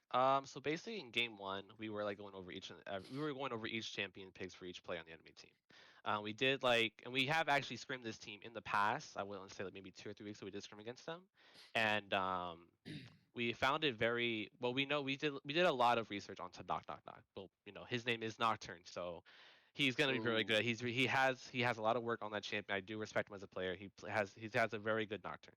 So game one, we'll say, okay, well, let him have it and see how it goes from there. And he made us regret it, letting him have it. I gotta also give it to Tony on the Victor. He did. We fought, but we fought hard, me and him. But I would say that for game one, the Victor and Nocturne combo was very. That's what scared us a lot. So in game two Yeah. and three, we definitely had to walk into those things. Like, okay, we gotta do something about the Nocturne, get rid of it. Try to draft differently and stuff like that.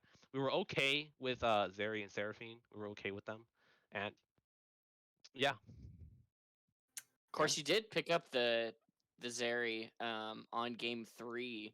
Uh, Strong showing from IKB this game as well. Obviously strong showing from the entire team, but we I mean we have to talk about that third game. Kind of walk us through how that started for you. Obviously soloing Tony the whole time. Yeah. So kind of what was going through your mind. Honestly, in draft, we were actually looking for me to take the Ari again, but they kind of threw a curveball in them taking the Ari, and I Right. was like, okay, they took the Ari, and I had Syndra's open, and I do have a very, I'm very proud of my Syndra, and I saw this as a match that where I thought, okay, I can definitely play Syndra into Ari because like I said, like we spoke about earlier, Ari can't really dodge the Syndra's R, and Right. she can dash all around. I could just get the R off, get an easy stun, get the ignite and electrocute. And lane phase, I guess I got into Tony's head a bit. I feel like in lane phase because I was landing Q after Q after Q after Q, and I was like, well, at Yeah. some point I'm probably gonna kill this guy. And I know I could play aggressive because I know that Olaf can't really touch Syndra early because he needs Ragnarok to really get on me. as we saw like in the game, he did try to come mid to help out the Ari, but he can never like they can never come get me because I could just stun Olaf or I could just stun Ari, and they need that charm to land, or the Olaf slow to land that's for me Scout to of the like Week go when flash.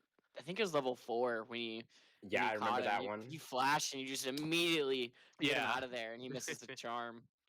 Yeah. Yeah. There was also, I'm remembering another play too, another time where Olaf came mid and Ari was basically underneath her tower. Olaf was kind of coming behind you. And instead of trying to walk back, you just walked forward. You one shot Ari again, and then Olaf is trying to like chase you around the terrain, and he couldn't Yeah. catch you. I just ended up flashing over, yeah. And Yeah, then Zeri roamed. I'm not Zeri. Jinx and Yumi had roamed up and managed to finally get me, but it did cost them. Yeah, that was your one death the whole game. Yeah. Was Yeah. the bottom lane Yeah, roamed that was up and it. The bottom lane surprised you roam, there. yes. But obviously there were a lot of good moments for you and for the whole team in that third game. But I'm kind of curious if there was one moment in particular where you felt like, okay, like we've got it now. Like this is it. We should definitely have the dub here. It's under control. When Was there a moment like that for you? Yes, the moment I knew we won the game was when I bought Rabadon's at 15 minutes or 16 minutes, wasn't it? I was like, Wow. Rabadon's Ludens at 16 minutes. I feel very strong right now. You And weren't then, sure until then, huh? yeah, once you lock in Rabadon second, it's like, okay. And I'm Syndra. Someone's gonna get 3-shot, 2-shot, whatever it is. Yeah, I mean, Or for one me, shot it was several like times. seriously, for me, it was like the second solo kill, maybe like 5 or 6 minutes in. I was like, okay, it's over. But I respect you respecting your opponents enough to be like, they have until death cap. Death cap is the line. Like that's when it's over. Yes, Fair enough. Yeah, the Rabadoobies. Yeah. With strong showing by Talon on the Viego as well, which Oh yes. Talon both has teams having jungler names in their summoner name was a little confusing for us. Yeah. But yeah, on the Viego. Oh yes, yeah, his Viego is very good. He's been practicing a lot with them, and he has a strong showing of it. I'm really happy that he was able to bring it out today and show what he can really do.